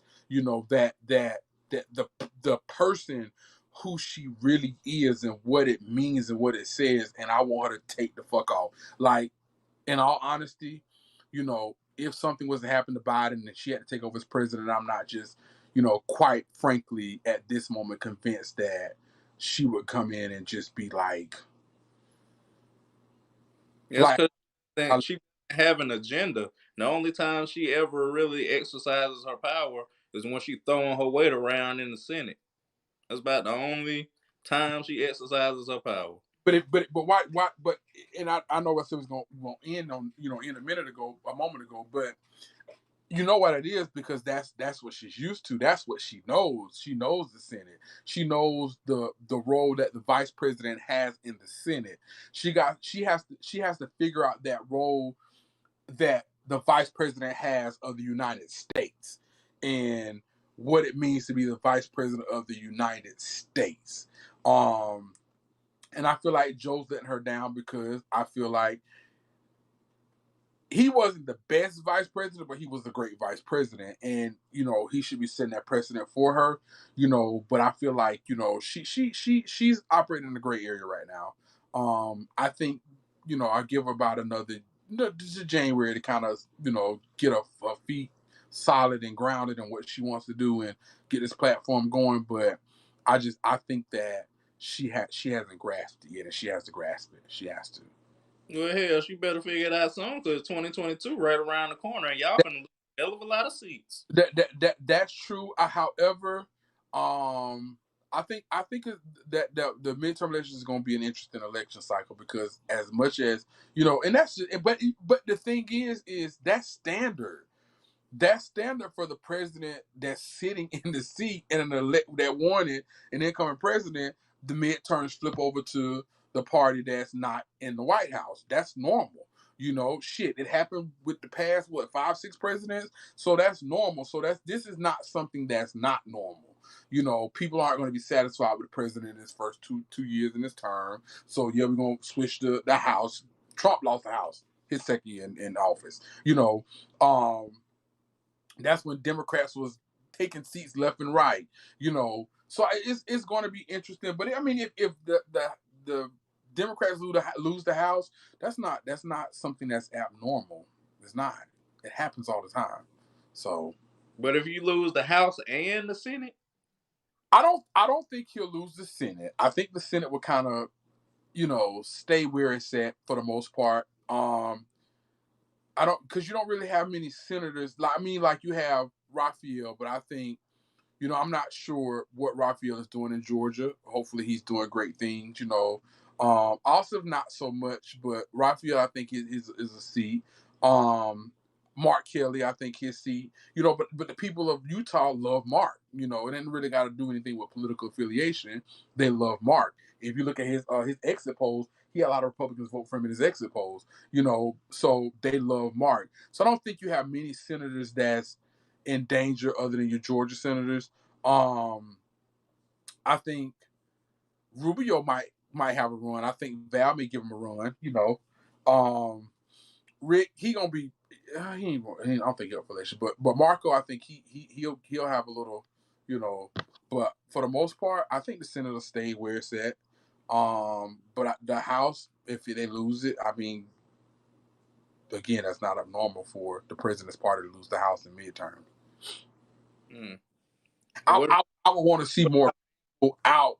I would want to see more people running for the House in midterm elections. I do. I feel like on across the aisle, either side, some Democrats and Republicans can be, unseated. But it's just have to wait and see. I want to see some libertarians make it to the Senate. That's what I want to see. Unfortunately, not saying it can't happen, but you just don't have enough support behind the libertarians, especially in today's climate. You just don't really have that support, and only why, because people don't get behind libertarians because it's one of those parties where they're not really grounded, and political parties change all the time, majorities change all the time, but Republicans, Democrats been for the past 80, 90 years, a little longer, but you would be. I don't know. There's 2 libertarians in the House already. We got 2 of them in the House. The Senate is going to be a little different. What may help a libertarian get in the seat is you get a senator. A libertarian senator is you get one of those states that battle back and forth. And you might get one that say, okay, this is where I'm aligning. I'm not aligning with Biden. I'm not aligning with Trump because Trump still controls the Republican Party, unfortunately.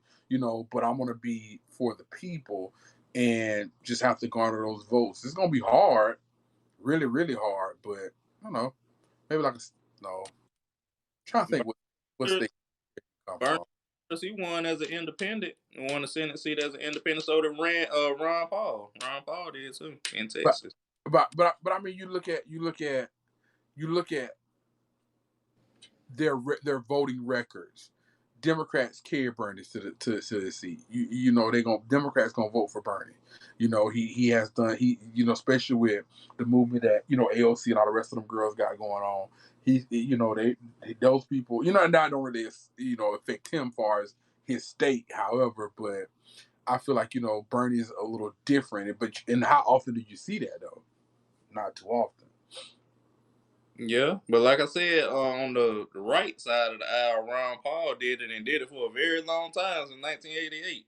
He just decided to stop in 2016, 2018, something like that. He did, but he finna talk himself out. Nah, Rand Paul, that's my dog right there. Rand Paul, that's my guy. If I was ever to run for office, I would be that guy. That's the guy.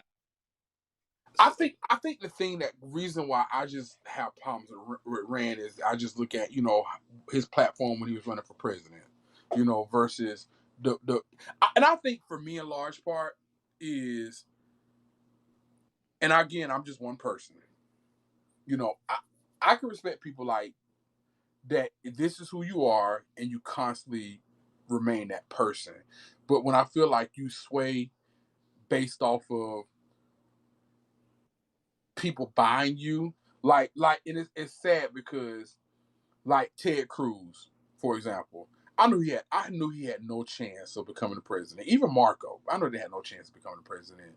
However, when I see that they started wavering to be in the favor of certain people, I feel like at some point, you lose yourself in that. And I feel like Ted lost himself, and I feel like Marco lost himself.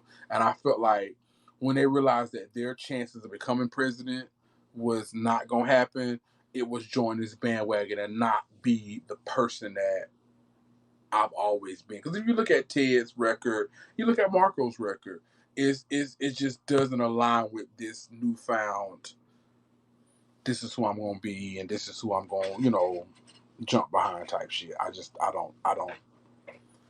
can't. I can't respect a person like that. I can't. Well, I can't wait to see your face in 2020. When in regards to the Democrats losing the House, Yes. again, you're not gonna see much out of me because again, it's not abnormal for a sitting president's party to lose the House in midterms. It's just not, especially in their first term. But one thing about it is that may be the case, but then the Republicans. But see, the thing that people don't fail. What people fail to realize is that when that happens, what normally happens after midterms, the House flips back over. We gotta somehow learn how to work together. And I know you and I get on here, and I know people are, party strong and party, loyalists and all this other kind of shit, and that's fine, But at what point do you drop the party affiliation? Say, okay, it's about me making a better country and working together to make a better country. And if it's something that if I could say something that reached to the politicians in Washington, work together, figure out a way to work together, because that's what I wanted to ask you in the beginning when you were asking about how do we get people interested in politics and how do we change people's mindset. That's what I wanted to ask you is like if people ran but didn't have an R or a D beside their name, the people that's lost in the sauce and don't really watch politics like that, they ain't gonna know who to vote for because people don't have that D or that R by their name or that I by their name, so they ain't gonna know who to vote for. So they gonna feel like, oh well, it ain't easy for me no more. I actually got to do my research, so maybe I shouldn't get involved.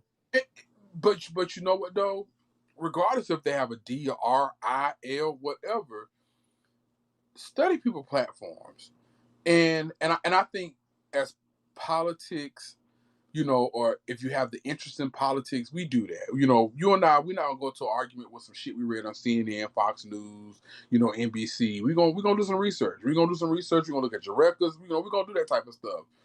But and we do that because what are you running on?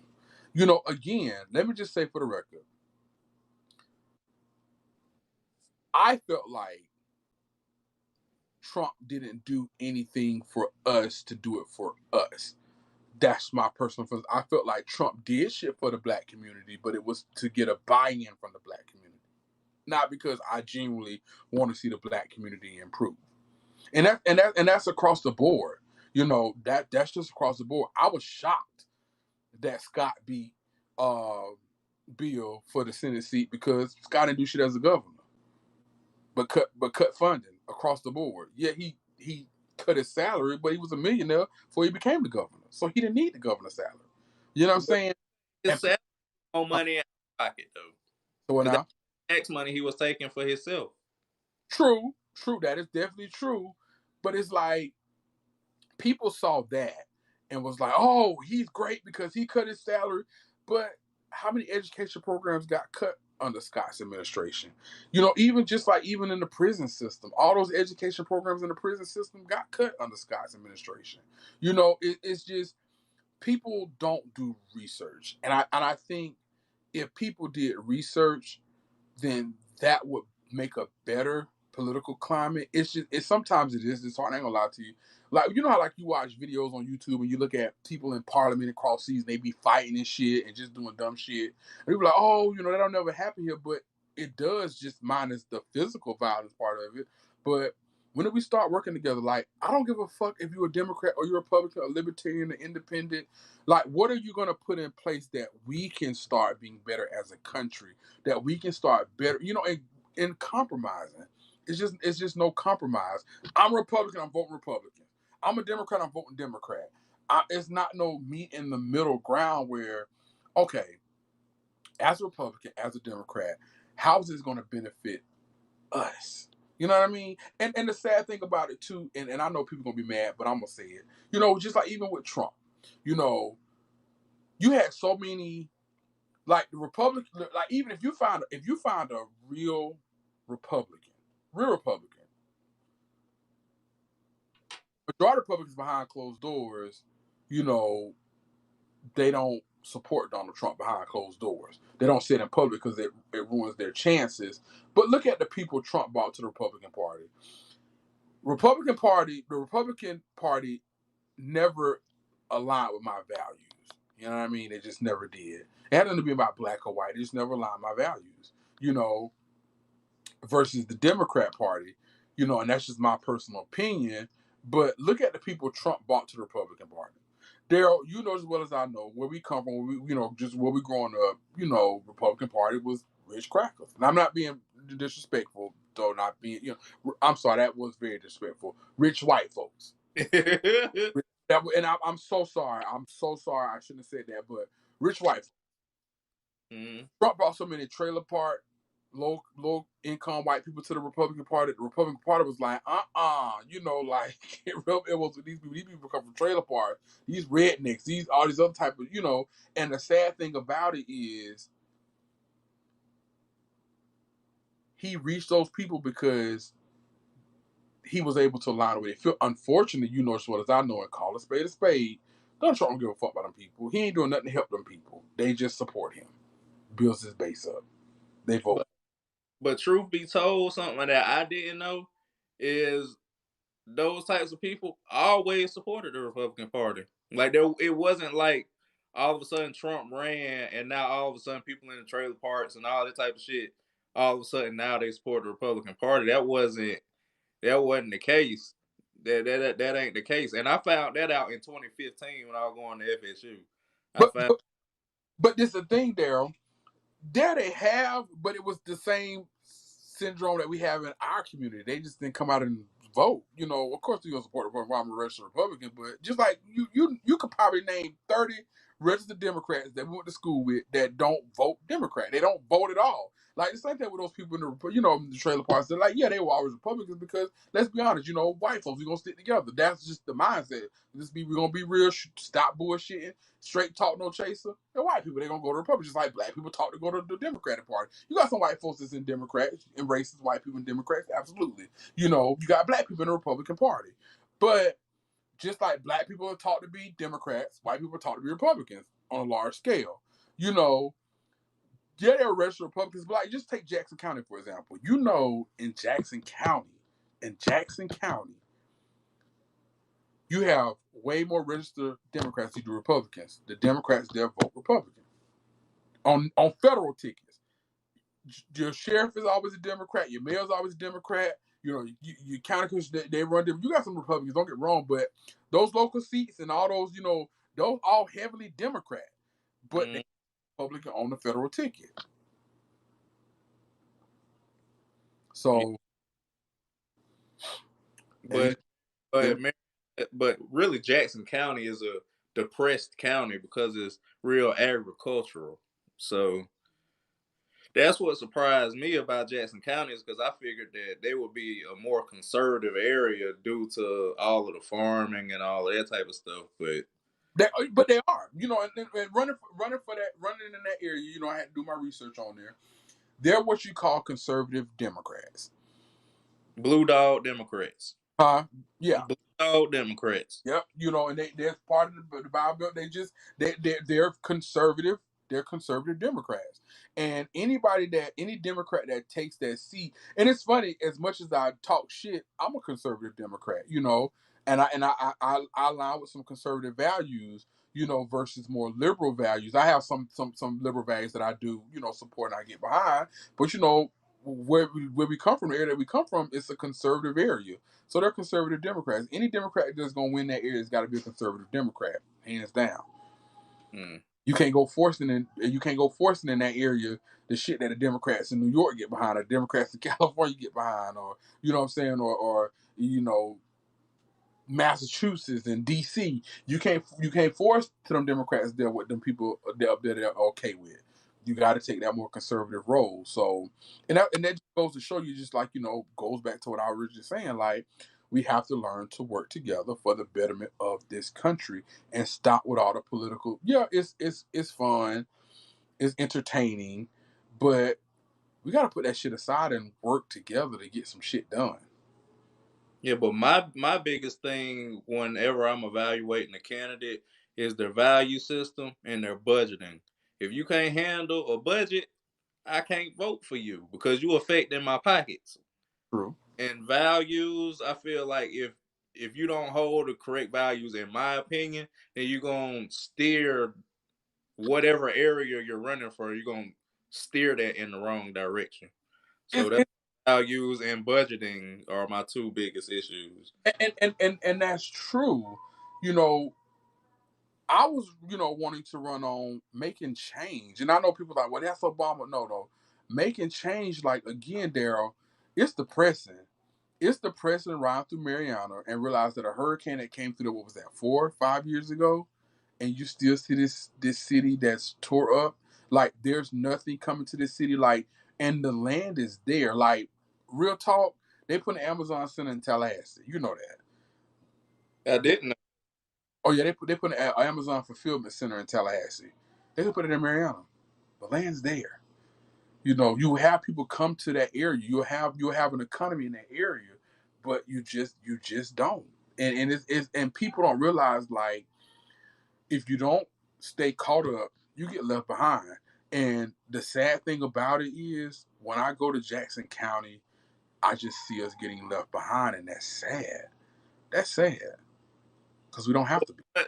But what would generate revenue in the city that would breathe life back in Mariana? You said what now? What industry or revenue generating business would you put in Mariana to breathe life back into that area? I'll be honest with you, there. I put some factories there. I put some warehouses there. And you can't really say agriculture, because I mean agriculture, is kind of, you may can. That's a, because that's been the norm for that area for so long. But factories, absolutely. Warehouses, absolutely. Like, distribution centers, absolutely. Like, you have the land there to do that, to get people to come to this area. And then when you get people coming to the area, you can open up and do more stuff, like, there, my phone about to die. Oh, okay. But no, it was free. I thought I was about to die. But you can have people come in there. You can, and then when you have more people coming there, you can have more restaurants come back there. You can have more, grocery stores and stuff like that come back. It's just, it all feeds off of each other. But right now, unfortunately, it's just not there, and it's not coming. It's not happening. If we don't make a change quick, I'm just nervous to really see what will happen. But why I'm against bringing factories to Mariana is because, true enough, if you put factories in Mariana, it will bring people there, and they will be there to make money. But once they make that money, they're going to spend it elsewhere. Like, they're going to go to Chipley to spend their money at the mall, or Dothan, or come to Tallahassee, or go to Quincy or something like that to spend their money. So they making the money in Mariana, but they spending it somewhere else. But why are they spending it somewhere else?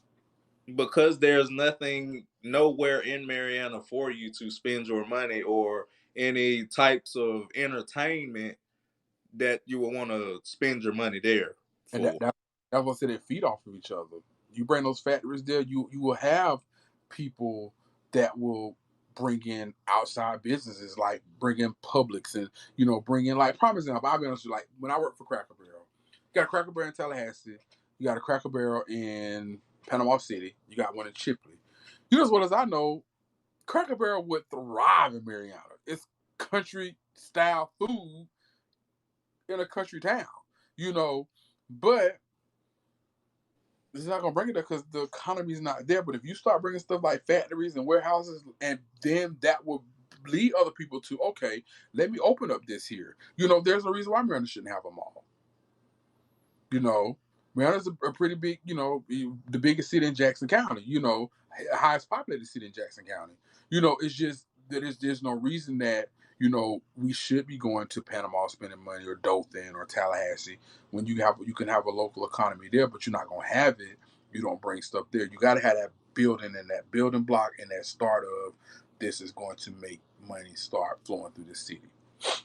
Yeah, I feel like if there was an attraction like how we had the bowling alley at one point and then turned it into a skating ring and all that type of stuff, I feel like if we had some sort of entertainment in Mariana that would generate people to come to Mariana and spend money, as opposed to come to Mariana and make money and spend it elsewhere, I feel like we should reverse engineer that type of revenue generating income for the city. And I agree. But let me ask you this question. You was the CEO of a company. Let's just say, when I say CEO, let's just say you was a big dog in Amazon, right? Yeah. You're looking for cities to put a fulfillment center in. Would you put a fulfillment center in Mariana?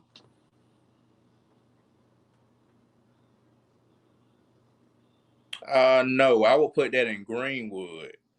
I will put it in Greenwood because Sunland is in between the middle of Mariana and Sunland, and that's basically where people make their money at is Sunland. But what I mean by that, not a control. What I mean by that is just riding through, looking at the city.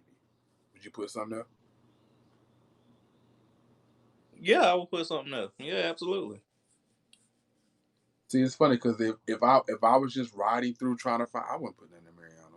When you ride through Mariana and this is what you see, like, and you be like, oh, well, why this building look like this? Oh, a hurricane came through 5 years ago, and y'all still ain't fixed this. Maybe cost effectiveness wise, yeah, land probably is cheaper, that type of thing, But as far as I ride through the city and this is what I see, like I see more abandoned buildings than I see buildings with, like I'm thinking like, well, maybe I want to put this, how I'm gonna get somebody to move here type shit. You know what I mean? So we got to definitely do something about it there. It's just pretty bad. It's pretty bad. I feel it's like I said, it's budgeting. Like the city, they ain't giving nobody any incentives to want to bring a business to Mariana. So like I feel like if give out tax breaks, do some tax holidays, do something like to incentivize businesses to come to Mariana. Because if you don't do that, like it's gonna look like that. Because ain't nobody in Mariana trying to start no business in Mariana. Ain't nobody trying to do that. So That's and true. if they are trying to start a business, they putting it on the interstate because people gonna pass through anyway. So they would rather put it on the interstate than put it somewhere inside the actual city limits. Yeah, because that incentivizes people. When you get your ass off the interstate, they go, you got to go. Yep. Get your ass off that ramp and come shop with me. And that's what they got going on. Well, I'm finna get off this thing because we're hitting the 3-hour mark, and I know people ain't gonna watch a 3-hour podcast. So it was good seeing you. We'll chop it up. You and I chop it up in Messenger. So again, thank you everybody that watched. Thank you guys for participating. Thank you, Daryl. And you have a wonderful evening. Hit me up on Facebook. All right, I'll let you.